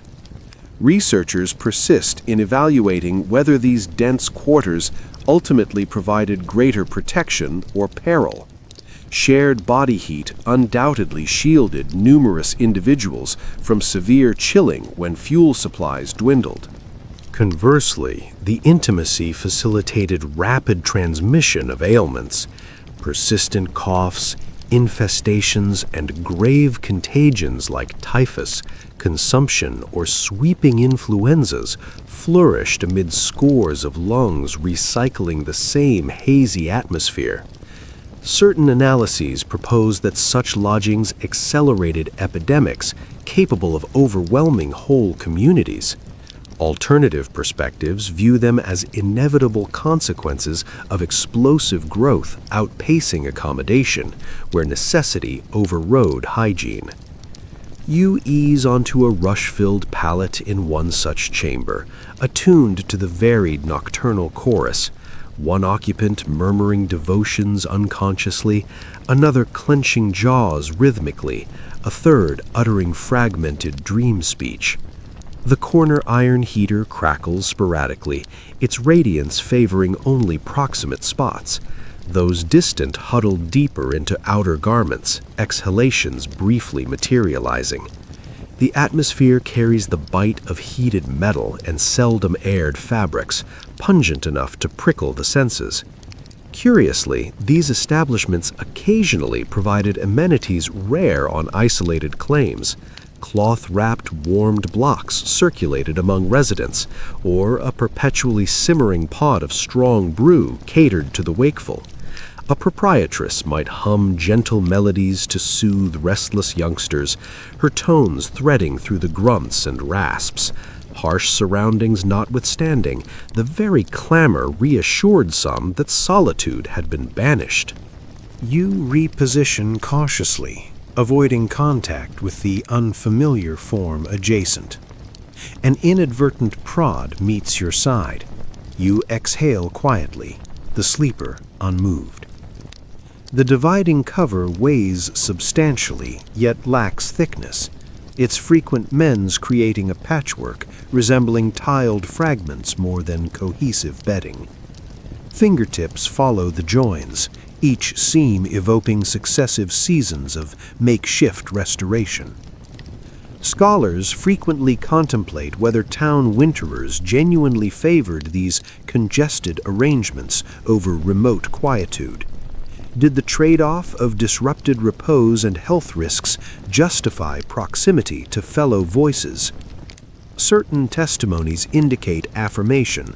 Laborers in mines or rail camps often returned to communal halls despite means for private quarters. Others sought escape in isolation, accepting lower temperatures for undisturbed calm. You absorb the ebb and flow of resonant breaths, incoherent utterances from submerged thoughts, rasps reverberating through beams. Repose proves collective, raucous, flawed. Yet as weariness deepens its claim, the pooled vitality from unknown neighbors suffices to sustain you. Beyond the walls, thoroughfares lie submerged under fresh layers, faint lantern gleams wavering against gusts. Within, the lodging inhales and exhales as a single entity, numerous fatigued systems pursuing the same tenuous restoration amid the unforgiving season. Shutting your eyes amid jostles and intrusions, you yield to the unified cadence, slipping into drowsiness alongside transients who, for these hours, share the bond of mutual endurance. The hours weigh heavier in the lodging, another pattern emerging beneath the varied respirations and occasional fits, the unsteady dance of illumination, tenacious yet vulnerable against encroaching shadow. Long prior to electric grids illuminating settlements, open flames served to temper the severity of darkness. Tallow dips, lamps burning imported whale oil or locally refined kerosene, or simple floats in dishes of grease, all emitted modest halos across unplaned surfaces and coarse textiles. Traveler logs repeatedly emphasize the profundity of unlit prairie nights, rendering even solitary sparks a welcome presence, a ward against the overwhelming void beyond panes. You peer through the murk, observing the distant fixture falter, its tongue bending with each infiltrating current. Radiance collects around immediate areas, consigning farther reaches to obscurity, features partially veiled, occasional reflections catching like dying coals. It becomes apparent how deeply occupants sought this meager visibility, not merely for practicality, but for affirmation that existence persisted beyond the gloom.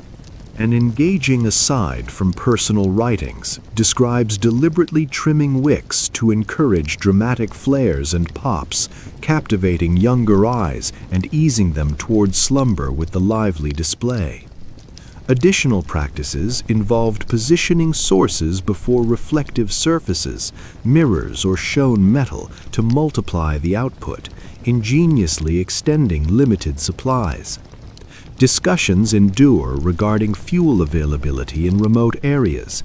Some maintain imported oils remained luxuries for the affluent, with modest households depending on rendered animal fats. Counter-evidence from trade manifests indicates kerosene distribution reached distant outposts by the latter 1800s. In any case, illumination ranked as a guarded resource, allocated with the same care as provisions.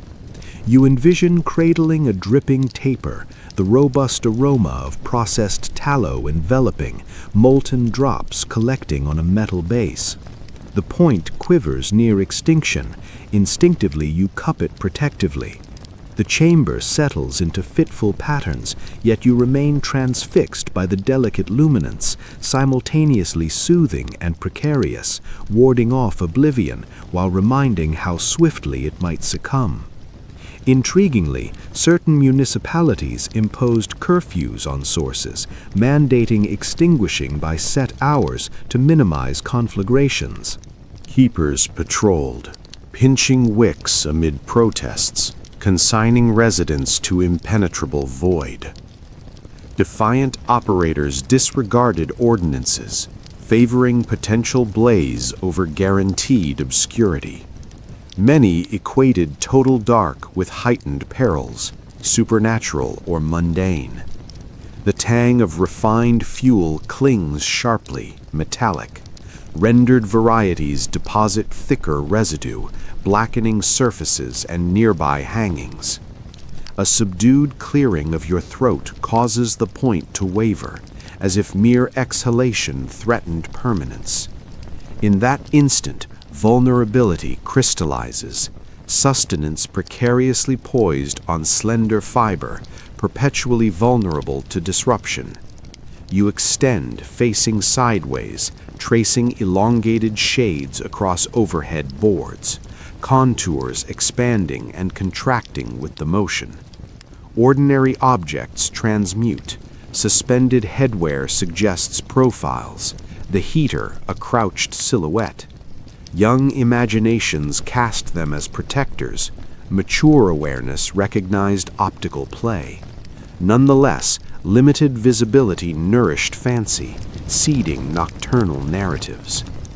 Accounts highlight pre-rest customs involving sources, bedside placement for scriptural reading, or dimmed maintenance for the ailing, transforming utility into ritual.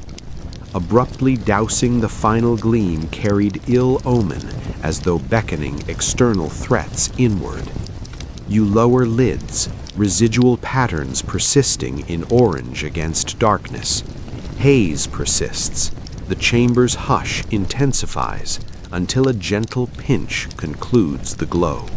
The termination arrives softly yet decisively, immersing the space in profound obscurity. Initially oppressive, you discern neither neighboring features nor your own outstretched palm. Gradually, however, it relents. Senses sharpen to surrounding inhalations. Tension dissolves. Repose, it becomes clear, demanded faith on these planes. In sustained flames, resilient barriers, and modest luminances affording sufficient calm for release. Even absent the latter, you relinquish, descending into void as vast as the overhead canopy. The obscurity stretches immeasurably, yet traditions varied widely. Awareness returning, you envision instead a rounded dwelling of arched supports draped in processed skins, the interior rich with wood smoke and herbal notes. Native nations throughout the region possessed refined approaches to seasonal nights, frequently surpassing newcomer adaptations in efficiency.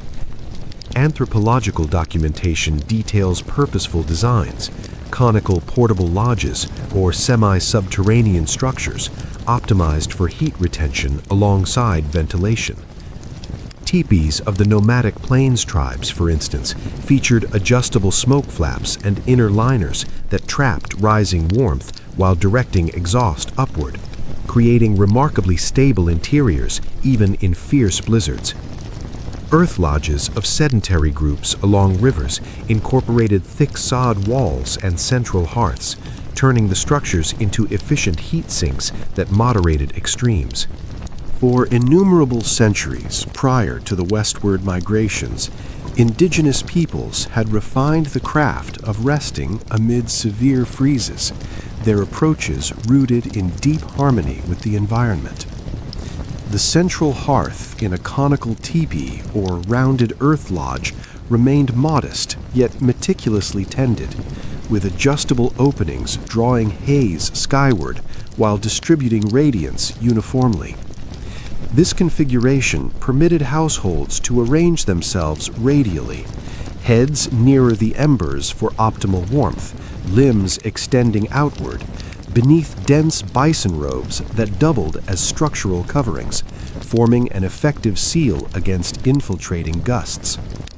The subdued illumination from the flames cast gentle hues across the inner surfaces, fostering a haven of relative comfort even as tempests raged externally.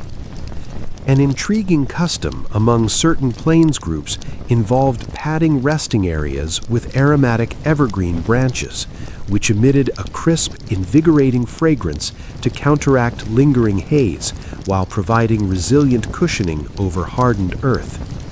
In others, pelts were stacked so abundantly that youngsters vanished completely within, their subdued giggles fading as drowsiness overtook them.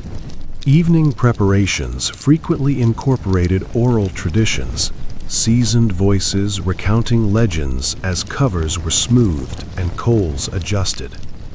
Repose transcended mere physical necessity. It held ceremonial significance, safeguarded through narrative and communal rite. Analyses vary on the degree of adoption by newcomers. Certain studies highlight substantial, practical emulation, replicating pelt stacking, enhanced sealing, and circular arrangements for heat distribution.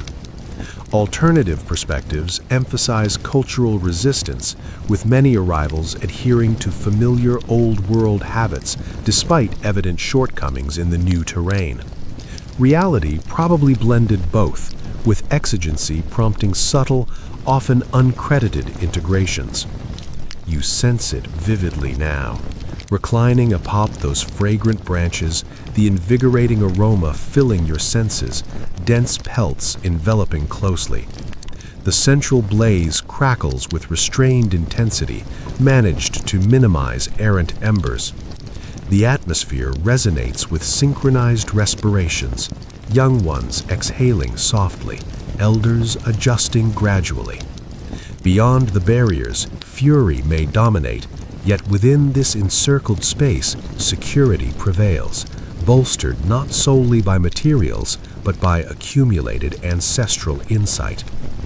Fascinatingly, northern groups intentionally banked powder along lower edges, mirroring later homesteader tactics, not as oddity, but as intuitive alignment with available resources. Where arrivals frequently battled the freeze, traditional ways collaborated with it, converting potential adversaries into supports. Nocturnal acoustics differ markedly. Rather than protesting beams or vibrating panes, a rhythmic rush brushes the flexible walls, evoking distant surf. The hearth exhales steadily, haze ascending cleanly, imparting only subtle residue. Silhouettes curve gracefully across domed surfaces, evoking an organic enclosure, a nurturing sanctuary hewn from the vast wild. Researchers occasionally speculate that repose in these dwellings proved more restorative overall, owing not to leniency, but to anticipation. Architecture, ceremonies, and proximity all aligned with a cadence perfected over ages. In contrast to improvised prickly bases and fissured timbers, these were purposefully engineered for sustained endurance. You readjust beneath the substantial pelts, discerning the contrast sharply. Here, comfort arrives comprehensively, immersive. The botanicals, robes, precise flames unite in a seamless hold, more innate than hasty constructions. Briefly, a touch of longing arises for the youngsters easing into slumber, their visions informed by tales of guiding entities rather than apprehensions of predators or seeps. As fatigue returns, it clarifies. Frontier seasonal rest comprises multifaceted narratives, interwoven practices, quietly adopted techniques amid differing ways, insight sometimes overlooked yet occasionally integrated. Within this traditional space, the distinction resonates profoundly, not merely withstanding the freeze, but coexisting within it, reposing in balance with elements that newcomers frequently resisted.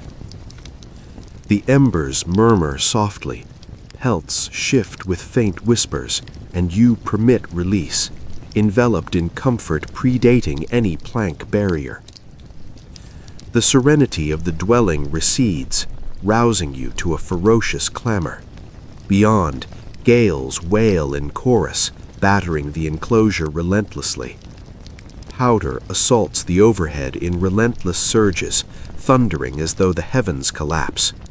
You find yourself back in a timber structure, no longer simply enduring the season, but confined by its fury. Archival sources detail tempests that isolated households for days or longer, entombing portals and flues until egress vanished. The interior thickens with haze as the onslaught constricts drafts. Fuel reserves deplete swiftly. Each addition marks progress toward depletion. The group clusters tightly, covers heaped high, youngsters fidgeting amid confinement. Period entries describe diversions like riddles or narratives to counter enclosure anxiety, while others bore the tedium wordlessly, moments elongating interminably.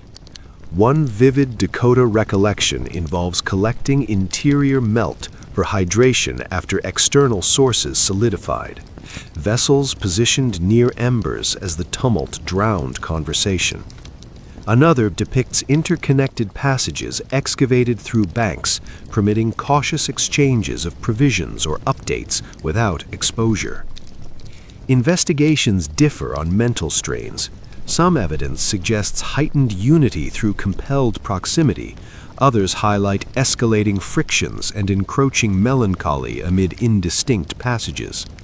Invariably, these events transcended meteorology. They imposed seclusion, enclosures forged from crystallized precipitation. You secure the pelt closer, sensing the oppressive quietude. External chaos dominates, yet internally it's subdued, supplanted by uneasy human stirrings, a rasp, a murmured invocation, repositioning amid the base. Haze sharpens, nearly overwhelming as exhaust struggles. Tragic outcomes occurred when accumulations blocked vents entirely. Curiously, youthful reminiscences sometimes framed these isolations positively, as pauses from labor, opportunities for tales and play with simple carvings or melodies, the external uproar merely enhancing rare familial focus. Yet the strain registers keenly. Each overhead impact prompts structural doubts. Each fuel placement tallies scarcity. Provisions diminish, rations attenuated, a modest broth bubbling faintly, its aroma tantalizing yet insufficient, prompting deliberate savoring. Chronicles from extreme seasons note distorted perceptions, cycles indistinguishable, fragmented repose blending with vigilant dreads, visions merging with awareness, drifting uneasily, only to rouse disoriented, convinced of elapsed days when mere hours passed, the tumult robbing not just mobility but temporal anchor. You nestle into the yielding fill, attuned to the dampened onslaught. Accumulations compact further, eliminating fissures until the space senses interred yet alive. Paradoxically, retention improves. The very force imprisoning also preserves scant radiance. The young eventually calm, their even exhalations contributing warmth. You adjust the cover upward, striving to disregard depleting stocks and deepening emptiness. Shutting your eyes, the gale's fury transforms into a reluctant melody, affirming persistence amid rage. In that tenuous threshold between apprehension and release, the essence of blizzard endurance crystallizes, relinquishing command, tolerating restraint, gauging passage through collective inhalations beneath ponderous layers, awaiting external abatement. The fury subsides, yet the dwelling retains its subdued utterances. You remain alert, absorbing them. The external gusts have subsided, yet the dwelling persists in its own subdued dialogue, a symphony of creaks, snaps, and exhales, as if the timbers themselves are uneasy companions sharing the darkness. Overland chronicles frequently note the disconcerting nature of these nocturnal utterances. Accounts confirm that hastily felled and assembled green lumber contracted and adjusted over seasons, producing abrupt reports akin to distant rifle fire amid the profound winter hush. You lower your lids, permitting the auditory waves to envelop you. A plank cracks sharply, reminiscent of joint release. Another emits a prolonged, resonant lament. Overhead supports flex beneath accumulated weight, connections protesting subtly. Occasionally, a jolt arrives unexpectedly, propelling you partially upright. At other moments, the pattern flows gently, almost respiratory, as though the structure draws breath in unison. An endearing recollection from a youthful resident insisted the beams conversed covertly through fissures, plotting potential downfall at vulnerable times. Though guardians dismissed it with mirth, he steadfastly avoided proximity to the perimeters after dusk. In another household, recurring resonant shifts earned the moniker Old Henry for a particularly vocal joist, rendering the disturbances recognizable and thus less alarming. Analyses vary on whether these acoustics ultimately soothed or unsettled. Certain interpretations view them as affirming resilience, evidence of the framework withstanding external pressures. Alternatives frame them as persistent cues of vulnerability, each protest hinting at impending failure. Both lenses hold validity, contingent on circumstances and mindset. Your palm glides along the adjacent surface, cool, faintly moist, thrumming with subtle motion. As adjustments occur, the sensation evokes not a static edifice, but a vast timber vessel navigating unseen seasonal swells. Perhaps this explains why reveries frequently transported landlocked individuals to oceanic voyages. Their shelters echoed maritime strains with comparable fidelity. Intriguingly, some builders intentionally allowed greater flexibility in connections, positing it minimized fracturing risks. Others packed dried vegetation or cloth remnants more densely into gaps, aiming to dampen both inflows and resonances. No approach achieved complete muting. Outcomes ranged from mellowed tones to accentuated sharpness. The fragrance of coniferous pitch permeates persistently, droplets still emerging from immature cuts. With each audible shift, a subtle, sugary note emerges, intertwining with hearth haze. Inhaling deeply, you recognize how every faculty contributes to vigilance. Audition, discerning structural integrity; olfaction, monitoring combustion; tactility, detecting currents. Repose hinges on distinguishing threats from benign signals. Researchers ponder the broader impact of these persistent utterances on settler temperament. Did they cultivate underlying tension, eroding restoration, or integrate into the auditory backdrop, rendering true quietude disconcerting? Insights from scattered entries reveal a spectrum ranging from apprehension to wry acceptance, all conceding the enclosure's inherent vocal nature. You draw the cover upward, turning sideways. Another resonant complaint arises, succeeded by extended stillness, as if the framework itself eases toward calm. A subtle curve touches your lips, embracing the cadence as intrinsic to the hours. Perhaps companionship in sound proves preferable to void, where unspoken external presences might loom larger. Slowly, the protests diminish, merging into subconscious weaves. The structure inhales, you inhale, jointly sustaining the extended frozen vigil until daylight. The dwelling falls into greater hush, its protests mellowing into faint exhales. Yet a new cadence emerges, not elemental or architectural, but softly spoken exchanges near the embers. You angle your gaze toward the subdued radiance, discerning paired silhouettes inclined intimately, features softened in golden hues. Their proximity narrates an ancient tale amplified by seasonal severity. Prolonged darkness and confinement often transformed the coldest months into periods of budding attachments, daily demands diminished, evenings expansive. Personal writings abound with references to fireside proximities fostering deeper connections among the youthful. Observe silently. Illumination tracing contours, incidental contacts during fuel transfer, subdued mirth punctuating quietude. Records substantiate that compact settlements witnessed heightened betrothals come thaw, sparked during communal assemblies, sewing circles, faith gatherings, or simple hearth sharings.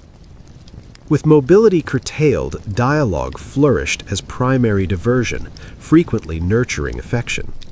One woman's reflection credited a tempest-bound quilting session for her attachment, recalling playful banter over uneven stitching redeemed by a proffered warmed beverage. Another noted paired vigil shifts enabling murmured exchanges undisturbed by others. Proximity served dual purposes, thermal and emotional, rendered inevitable by circumstance. Discussions explore the interplay of volition and environment. Did seclusion intensify sentiments, elevating fleeting interactions, or merely concentrate inevitable developments within limited spaces? Some views emphasize amplified significance in isolation. Others see timing as coincidental, heightened by enforced togetherness. You readjust amid the layers, envisioning inclusion in that illuminated sphere. Radiance caressing features, tonal exchanges flowing, subtle grazes occurring. It offers respite from unyielding demands, external threats muted while internal vitality asserts primacy. Curiously, certain guardians subtly facilitated such developments, recognizing idle seasons suited alliance formation. Feigning slumber while remaining attentive, they anticipated hearthside vows maturing into vernal unions. More rigid households enforced separations, deeming obscurity no justification for leniency. Yet the glow itself often mitigated boundaries. Aromas of spiced infusions frequently accompanied, vapor blending with haze. Shared textiles, repositioned seating, nocturnal calm interrupted by tender amusement rather than alarm. Drowsiness arrived deferred for some, postponed by narratives, melodies, or fleeting intimacies. Evidence indicates numerous unions originated amid these months, affirming the season's role in relational flourishing. Affection emerges as another adaptive mechanism, sentimental sustenance countering corporeal deficits, intertwining requirement with inclination as seamlessly as clasped palms before flames. You permit lids to descend, the gentle dialogue receding into ember patterns. Even as awareness ebbs, the tableau persists, paired forms converging, mirth ascending over pops, underscoring that amid severity, humanity pursues not soul endurance, but linkage, bonds forged resilient as pieced fabrics, steadfast as hewn barriers. Connection, ultimately, shelters as profoundly as any enclosure. The embers dim anew, radiance subdued. Yet another subtle motion registers in the calm, delicate patterns of minute pause. Initially dismissible as fancy or personal adjustment, confirmation arrives, a fleeting traverse across the packed base, evanescent as breath. You still, respiration paused, and the activity halts. Nocturnal existence on the plains extended beyond human occupants. Small creatures, field mice, voles, occasional insects, sought the identical refuges of heat and protection. Correspondence and journals affirm that interiors remained perpetually inhabited, irrespective of meticulous maintenance or sealing efforts. You incline slightly, sharpening attention. Faint gnawing emerges from a juncture, persistent yet subdued. Documentation reveals rodents incessantly eroded materials, scavenging remnants or fibers for their own insulated nests. The persistent nibbling proves vexing, yet carries an odd kinship, a mutual campaign against the unrelenting freeze, all occupants scavenging meager havens within the shared confines. One touching memoir recounts a young resident rousing to discover a field mouse nestled dormant within her fireside footwear. Rather than alarm, compassion stirred. She draped a fabric scrap over it, permitting undisturbed continuation of its repose.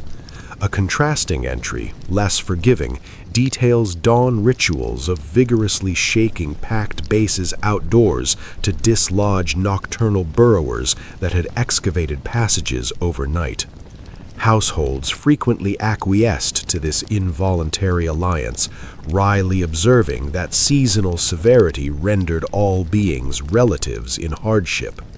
Researchers differ on the actual perils posed by these interlopers.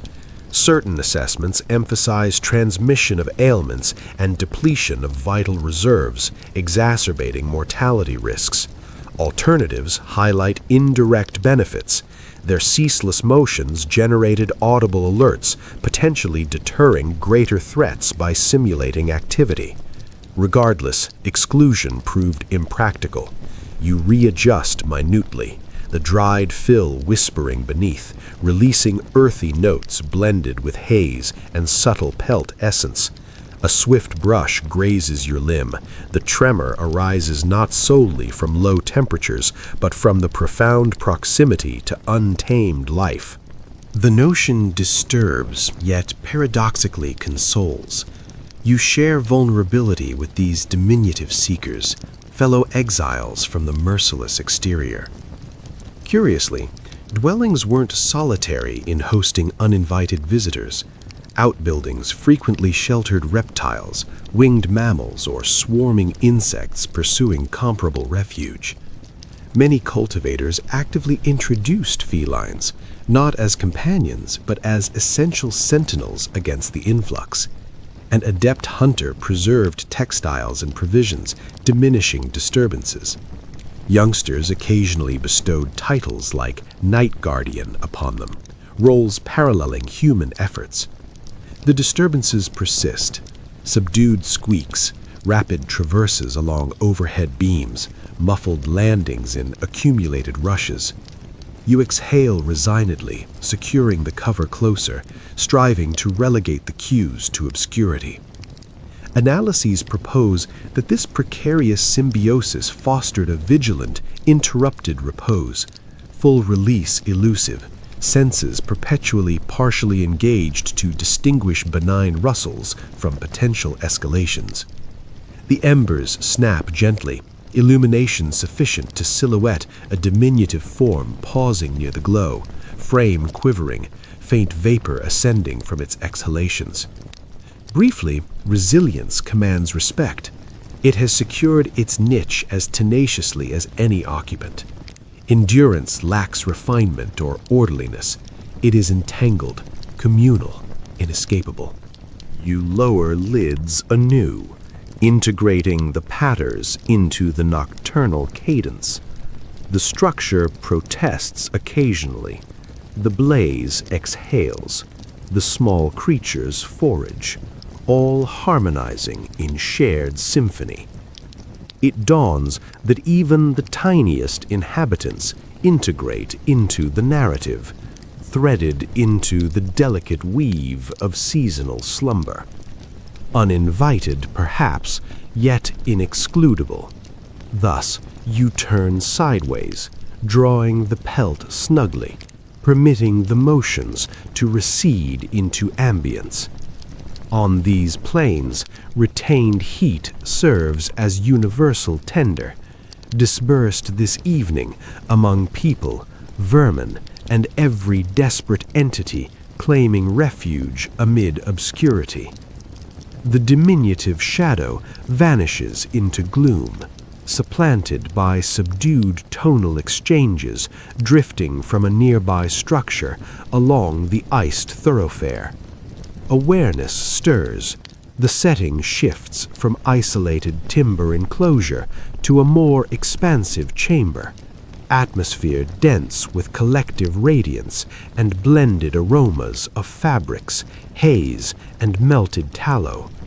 You've entered a place of assembly, sanctuary or communal hall, serving dual purposes in severe spells, drawing residents for mutual sustenance beyond mere flames. Period writings detail how intense weather or inadequate personal shelters prompted convergence in such venues, deriving solace from aggregated presence alongside thermal benefits. The seating proves rudimentary, base layered with rushes to mitigate the bite. Yet the ambiance contrasts markedly. Numerous forms contribute radiating vitality, piled textiles overlapping until the expanse resembles a vast, living mosaic. The distinction registers immediately. Repose transcends individual or kin boundaries, becoming collective amid acquaintances who might otherwise maintain separation. A clerical journal wryly observed congregants dozing amid discourses in extended freezes, valuing the pretext for proximity to the heater, preferable a resonant exhale in sacred space than numb extremities at home. Certain locales maintained perpetual stove tending, permitting unrestricted access. Investigations explore the balance between utility and emotional balm. Some evidence credits prevention of fatalities by accommodating those in substandard quarters. Others emphasize alleviation of seclusion-induced melancholy. Invariably, these sites emerged as vital anchors, corporeal and communal. You extend along a plank, its firmness imprinting, yet tolerable amid the ambient murmur. A youngster fusses briefly, soothed promptly. Subdued resonances emanate from rear sections. The heater expands with metallic reports, infusing acrid notes. The auditory tapestry proves more varied than isolated evenings, yet paradoxically soothing, affirmation of ongoing vitality amid shadow. Intriguingly, occasions evolved into celebratory vigils, extended assemblies persisting until dawn, melodic hymns or traditional tunes interspersing narratives as external fury raged. Drowsiness arrived intermittently, captured amid pauses or refrains. For the young, it blended thrill with depletion, imprinting deeply. Mature participants derived solidarity from unified perseverance, momentarily easing individual loads. Haze thickens as additional fuel engages, a mild rasp escapes, vision blurring briefly, yet acceptance prevails, the benefits outweighing irritants. You secure a loaned cover higher, yielding to the peculiar closeness of resting amid varied tones and unfamiliar presences. Scholars query whether such adaptations eroded distinctions between holy and everyday. Did impropriety arise from repurposing sanctuaries as refuges, or did imperative consecrate the act? Sources indicate minimal remorse. Existence demanded flexibility, rendering the venue indispensable in multifaceted capacity. You lower lids, the unyielding support now endurable. The tonal exchanges form a soothing refrain of resilience. External accumulation persists, yet internally, aggregated human essence renders the hours bearable. Repose lacks seclusion, yet harbors tranquility. You embrace it readily. The subdued exchanges in the assembly recede, transitioning to a realm defined not by quietude, but by narrative flow. Envision it. Covers drawn high, ember light dancing across surfaces, a voice ascending gently over structural shifts and respirations. Archival sources highlight heavy dependence on spoken legacies during prolonged freezes, printed volumes scarce, illumination expensive, rendering tales primary diversion, instruction, and sedative guiding toward oblivion.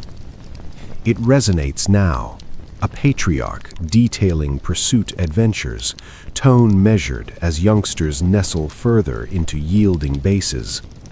Or a matriarch intoning inherited melodies, phrases yielding as woven strands, threading harmony into the hazy expanse. The tempo often mattered as much as substance, its steadiness possessing innate calming influence. One youthful memoir cherished an ancestor's evocations of distant old-world fortresses and woodlands, starkly contrasting the open ranges amid rattling barriers, later confessing greater faith in those imagined spires than nearby iced fields. Another depicts scriptural passages memorized by ember glow, not solely for devotion, but to occupy chilled digits and active tongues. Scholars continue to debate the dual nature of storytelling on the frontier, whether it served primarily as a practical diversion to fill the long, dark hours when daylight vanished early, or functioned as a vital mechanism for cultural continuity, preserving ancestral knowledge and identity amid the disruptions of migration and isolation. Both views hold merit. The narratives passed time, yes, but they also carried values, history, and moral lessons across generations, ensuring that even in the harshest seasons, a sense of continuity endured. In any case, these spoken tales became steadfast nightly companions, shaping not only wakeful hours, but also the subconscious imagery that followed into sleep. Occasionally, the human voice was joined by simple instruments, a battered fiddle, a banjo with worn strings, or a harmonica passed from hand to hand. Performances were far from polished, notes sometimes faltered, strings occasionally snapped, yet the familiar melodies carried an unmistakable warmth that no concert hall could replicate. Picture yourself lying half-conscious beneath heavy covers, listening as Home Sweet Home emerges from a scarred violin, while snow presses insistently against the exterior. The tune, imperfect and heartfelt, becomes a bridge between the physical chill and an inner sense of belonging. Many of these songs and stories served double duty, embedding practical instruction within entertainment. Parents recounted cautionary tales of spirits who lured the unwary into drifts, ensuring children understood the peril of wandering alone. Melodies carried reminders of daily duties or ethical principles, disguised as rhythm and rhyme. The aroma of wood smoke deepens as another log is placed on the fire. Sparks rise briefly, shadows leap across the walls, and the narrative flows onward, intertwining with the texture of the room itself, the occasional crack of splitting wood, the hiss of escaping sap, the soft laughter of children at a humorous turn. Your eyelids grow heavier, lulled less by the plot than by the steady cadence of the human voice rising and falling in the cold. Some historians argue that this oral culture left a more lasting imprint on American identity than written records ever could. Many who lived and died on the plains produced no letters or journals, yet their stories survived through repetition by children and grandchildren. Repose itself became inseparable from these traditions. Every tale concluded the same way, with eyes closing, bodies relaxing, and dreams stepping in to complete what words had begun. You nestle deeper into the layered hides, feeling the shared warmth of those nearby, and yield to the rhythm of the telling. The voice softens, the melody slows until it dissolves into the quiet cadence of breathing. As you drift, it becomes clear that these narratives were more than mere distractions from the cold.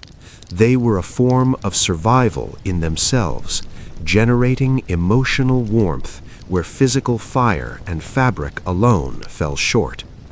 The final story fades into silence, and you find yourself roused again in the depths of night. The hearth has dimmed to a bed of faintly pulsing embers, and the cabin has grown thick with chill. Yet the awakening feels neither surprising nor unwelcome. Figures stir quietly, some rising to tend the fire, others whispering briefly before settling once more. Travelers' accounts and early letters frequently describe nights divided into two distinct periods, a pattern that later scholars termed first sleep and second sleep. This segmented rest was once widespread in pre-industrial Europe and early America, and evidence suggests many frontier households, particularly in winter, followed a similar rhythm.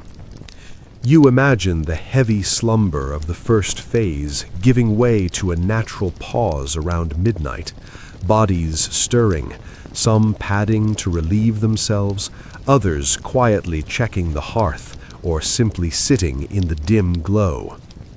In these liminal hours, conversation often flowed softly, plans for the coming day, quiet confessions, murmured prayers shared in the half-light. It was neither fully night nor day, but a strange, gentle interlude. One settler woman recalled her parents reading scripture aloud during this interval, gathering sleepy children around as though it were a second evening. Another account mentions neighbors crossing snowy fields to exchange news or supplies while everyone hovered between sleeps, an odd but accepted practice. Debate persists on whether this biphasic pattern truly endured into the frontier era or gradually faded with the rise of industrial schedules and artificial lighting. Some scholars argue that in places without rigid clocks or long workdays, people naturally reverted to older rhythms, sleeping in two shifts with wakefulness in between. Others contend that sheer exhaustion from daily labor often produced a single, unbroken collapse until morning. Likely, both occurred, varying by household, season, and individual need. You experience this pause yourself now, awake in the straw tick, the fire's subdued light flickering across the walls. The room holds just enough illumination to see others moving quietly. A mother gently rocking a hungry child, offering a bit of saved bread. A father sharpening a tool by ember glow, making use of the unexpected hours. The scent of smoke thickens, now laced with the faint metallic tang of steel against stone. Curiously, some cherished this interval as rare private time, A trapper described it as his thinking watch, a moment for mending gear or quiet reflection.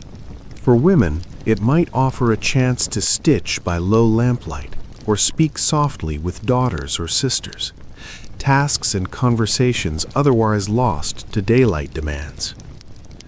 You settle back, drawing the quilts higher, noticing how naturally the body accommodates this rhythm. Sleep arrives in waves, not as one unbroken tide. You may lie awake for an hour or two, but fatigue eventually returns, drawing you into a deeper second slumber until dawn.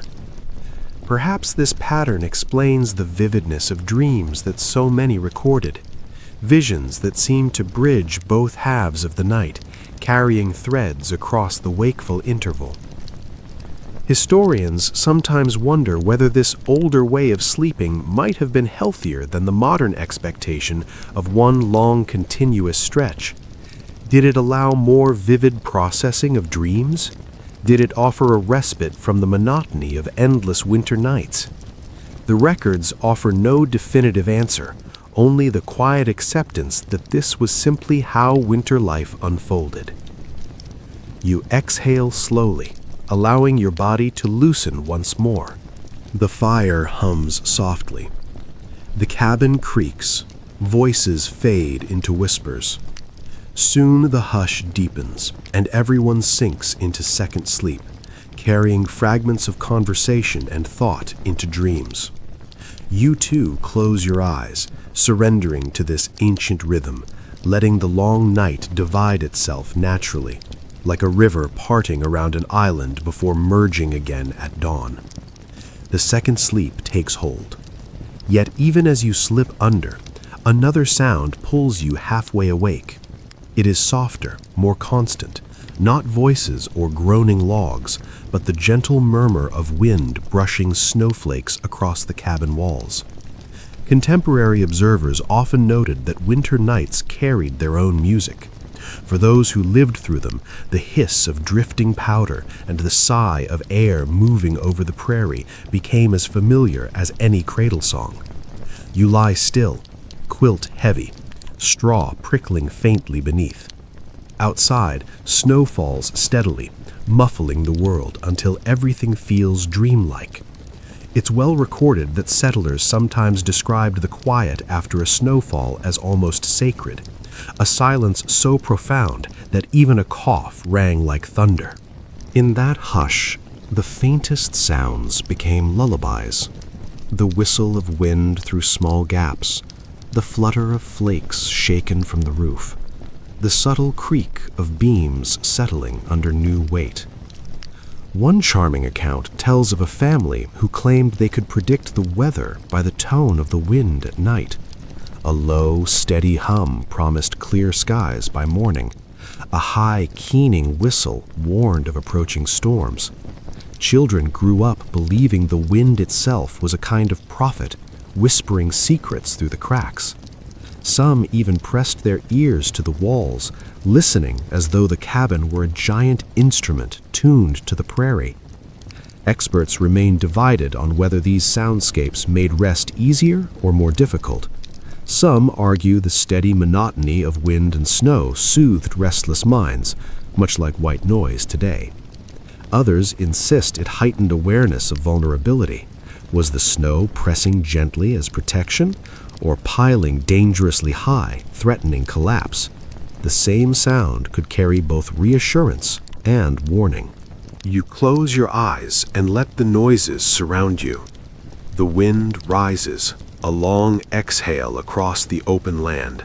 Snowflakes patter faintly against the window covering, a soft tapping like distant fingertips. The cabin breathes with you, and for a moment the boundary between inside and outside blurs. The cold world sings its own lullaby, and you allow it to carry you deeper into rest, knowing that even the wind, in its way, is part of the night's companionship. Occasionally, a mass of accumulated snow loosens from the eaves, tumbling down with a subdued thump that jolts you briefly before tension eases once more. Each auditory cue integrates seamlessly into your respiratory cadence, blurring the line between external tempest and internal pulse. Curiously, certain reminiscences from those who endured such evenings held them in particular affection. One woman reflected years later that the most profound repose arrived amid vigorous gales, for the resounding song assured her of companionship in the vastness. The notion that the landscape possessed its own consoling, perpetual melody offered profound solace. For others, the profound muffling following heavy falls evoked the nearest approximation to tranquility they experienced. The cabin's aromas weave into consciousness, lingering haze from the moderated flames, moistened fabrics, the subtle sugary note from suspended fruit gradually desiccating in burlap overhead. These scents intermingle with the external symphony, rendering the hours dense with layered perception. You readjust faintly, the cover whispering, its motion harmonizing effortlessly with the broader acoustic tapestry, yet another strand in winter's soothing refrain. Researchers often observe that youngsters raised amid these conditions developed acute sensitivity to the nocturnal melodies. To them, the lament of air currents, the gentle tattoo of flakes, distant avian cries served not as interruptions, but as customary attendants. True quietude, by contrast, could prove unnerving, an anomalous void implying latent threats. Preferable the ongoing murmur of precipitation to the ominous pause signaling unseen hunters. You release a slow breath, limbs unclenching as the breeze conveys its melody across the enclosure. Fatigue deepens, lids weighing anew, soothed not by luxury but by ingrained recognition. The frontier's severe season exacted its dues, yet within its tones resides an unexpected gentleness, as if the terrain itself croons a tender hush. Thus you yield once more, permitting the wind and powder's serenade to draw you further into the extended obscurity. The morrow may deliver turbulence or clarity, scarcity or sufficiency, but this evening the exterior realm intones, and you attend until visions fully claim you. Awakening returns, this instance prompted not by the external cues, but by an internal disquiet. A profound weariness settled deep within. Weeks of fragmented repose have accumulated, burdening more substantially than the piled textiles. On the plains, disrupted cycles posed risks beyond mere inconvenience. Correspondence and personal records disclose how exposure, want, and apprehension eroded restoration, rendering individuals fractious and depleted. Period medical practitioners frequently attributed seasonal nervous fevers to the psyche's struggle for calm amid unrelenting trials. Cumulative deprivation rivaled physical injuries in threat. You reposition amid the rustling fill, articulations protesting with dull protests at each adjustment. Depletion transcends corporeality. It infiltrates cognition, heightening sensitivities, transforming minor efforts into ordeals. A patriarch might retort sharply at youthful disturbances. A matriarch rebuke displaced coverings. Offspring could quarrel until calm restored. The mental strain extended beyond confines, permeating interactions, choices, the fundamental resolve to persevere. One evocative letter coined the term cabin fever, that fusion of unrested states and enclosure provoking protracted disputes. We contended more in those confined weeks, she confessed, than across all prior years. Others admitted venturing into biting air merely for respite from oppressive interiors and tones, courting numbness for fleeting isolation. Analyses vary on whether unrested states proved more detrimental than elemental exposure itself. Certain perspectives link it to compromised defenses inviting affliction. Alternatives highlight impaired discernment precipitating mishaps graver than drafts or pests. Consensus acknowledges its formative influence on seasonal cadence. You extend beneath the layers, gazing at overhead beams adorned in crystalline white.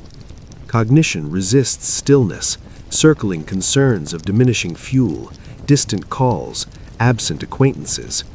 Ideas loop persistently, each igniting successors until oblivion seems unattainable. Likely, companionship in vigilance exists.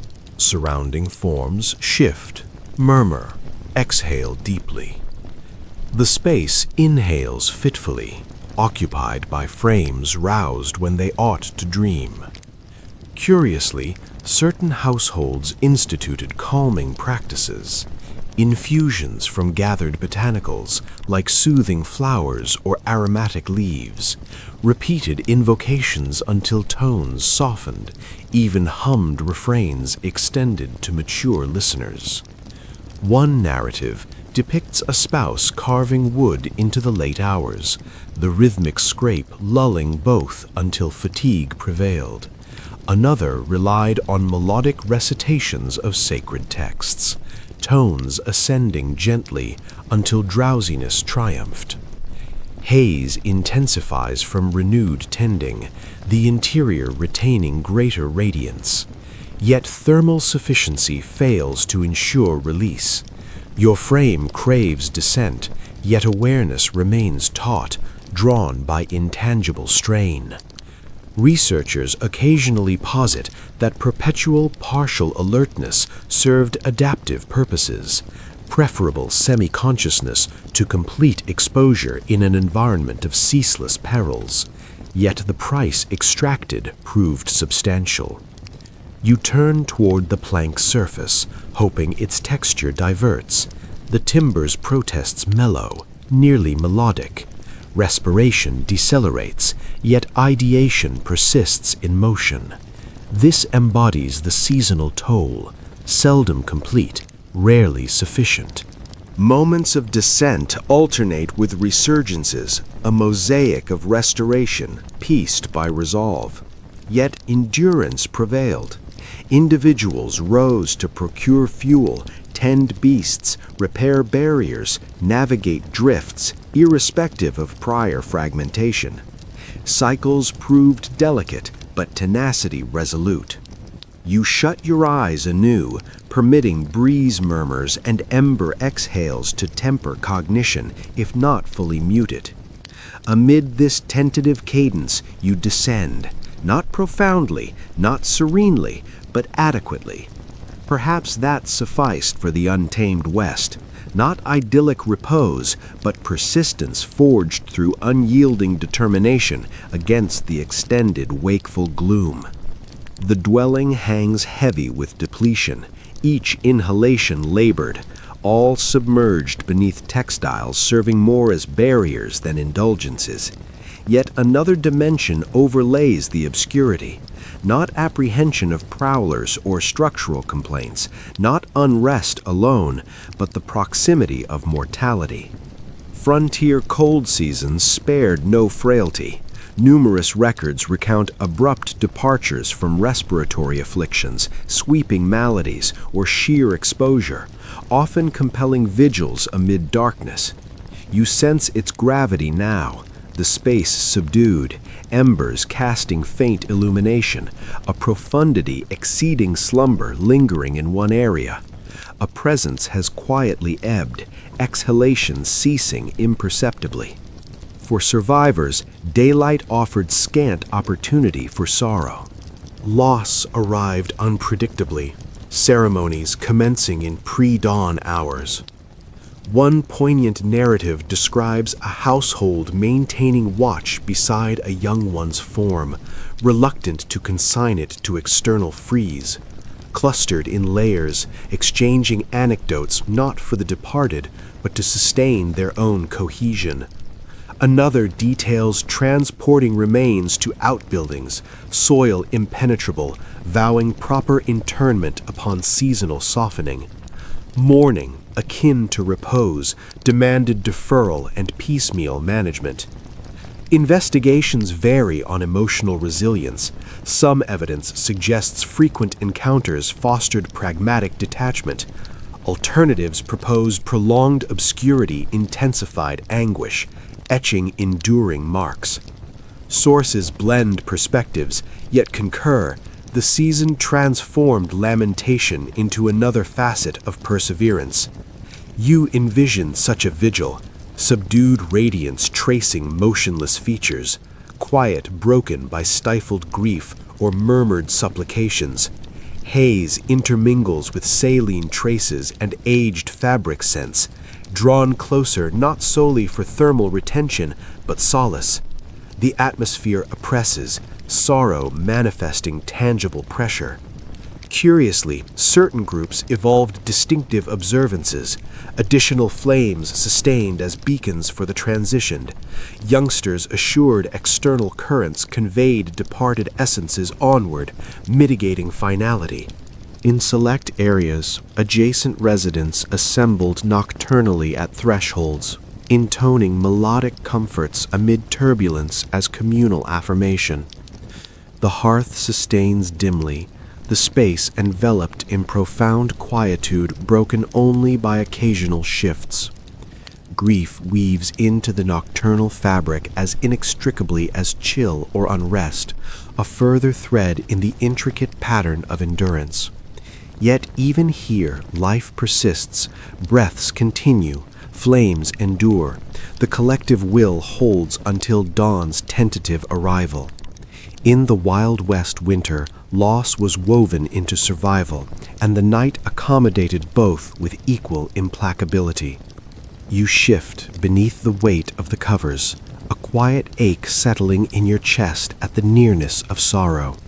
Could true repose ever arrive when loss lingered so intimately? Yet exhaustion, relentless and impartial, ultimately prevails. Period writings recount households succumbing to fitful slumber even amid vigils, frames yielding to depletion despite watchful hearts. Mourning and drowsiness intertwined, visions merging with recollections until daylight delivered the stark reaffirmation that reality had not been mere phantasm. Researchers occasionally reflect that these prolonged darknesses accustomed residents to mortality as a household presence rather than remote visitor.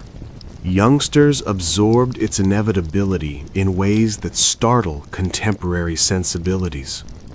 Repose in such proximity served as gentle preparation for yielding, each evening a modest enactment of eventual quietude.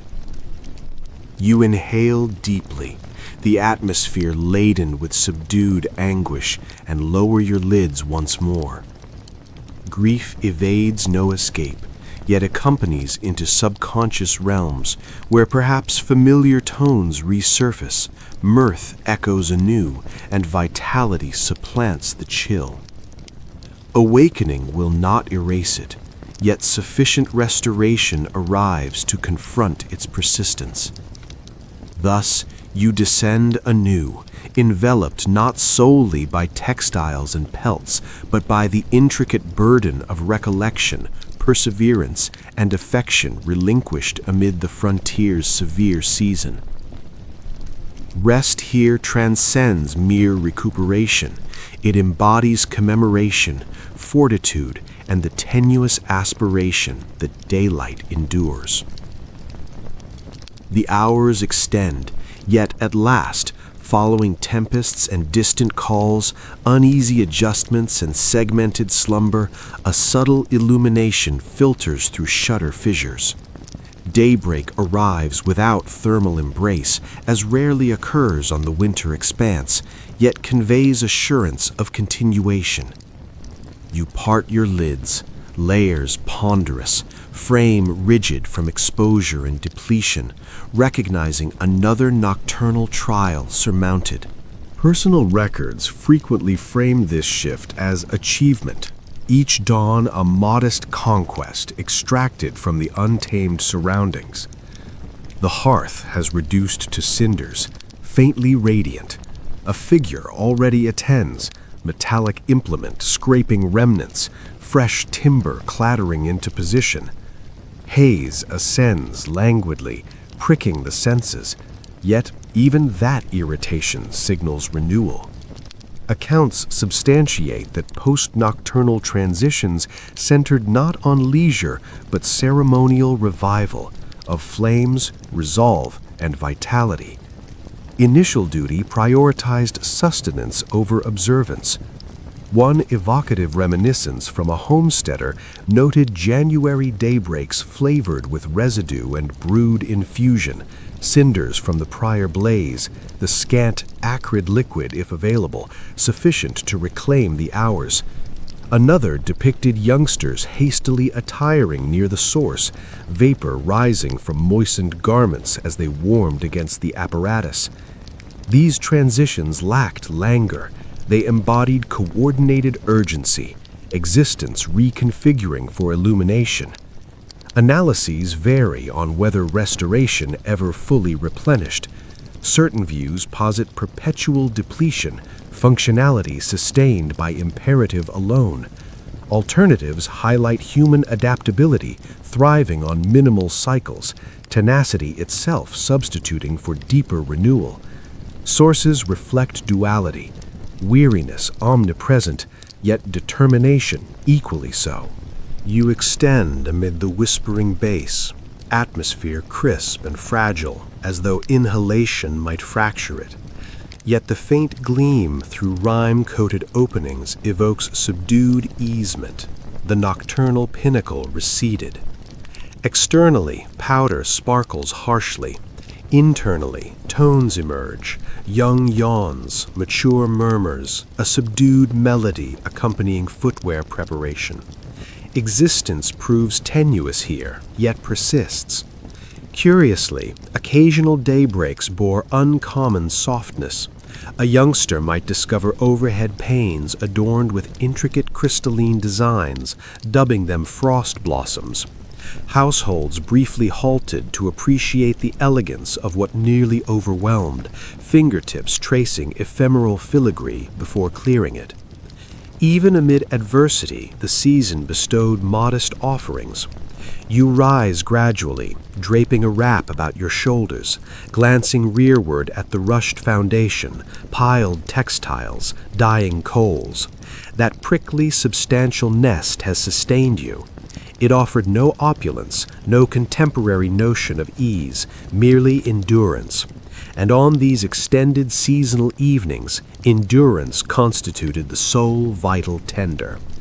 Scholars occasionally assert the untamed West emerged not amid illuminated conflicts or herds, but in obscured hours of seasonal nights.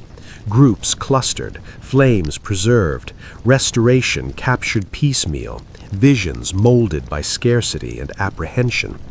To repose here signified defiance, to awaken, perseverance.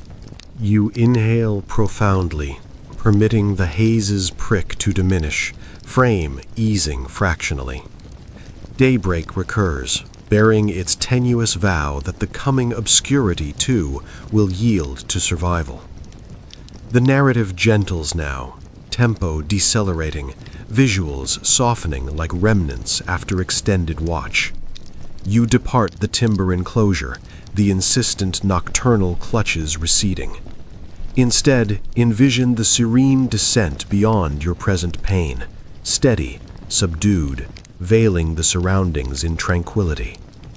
The severity of open-range evenings dissipates, yielding solely to measured inhalation, textile embrace, and subdued recollection's radiance. Reflect upon predecessors, groups nestled beneath pelts, youngsters easing into visions amid ember snaps, fatigued guardians observing remnants as celestial points descended hearthside. Their trials concluded long ago, evenings withstood, daybreaks greeted. What endures transcends exposure's sting. the fortitude, the modest triumphs of persistence renewed nocturnally. Retain only the mildest elements, the powder's murmur as serenade, the gleam as solace, proximity as vitality. No need to sense the bite or abrasive fill, merely the serenity of recognizing that amid severity, repose discovered its path, enfolding even the most depleted in tranquil hold. Inhale profoundly. Permit descent as theirs once occurred, heavy, secure beneath your layers. The hours extend, yet harbor no menace now, solely the gentle assurance of restoration.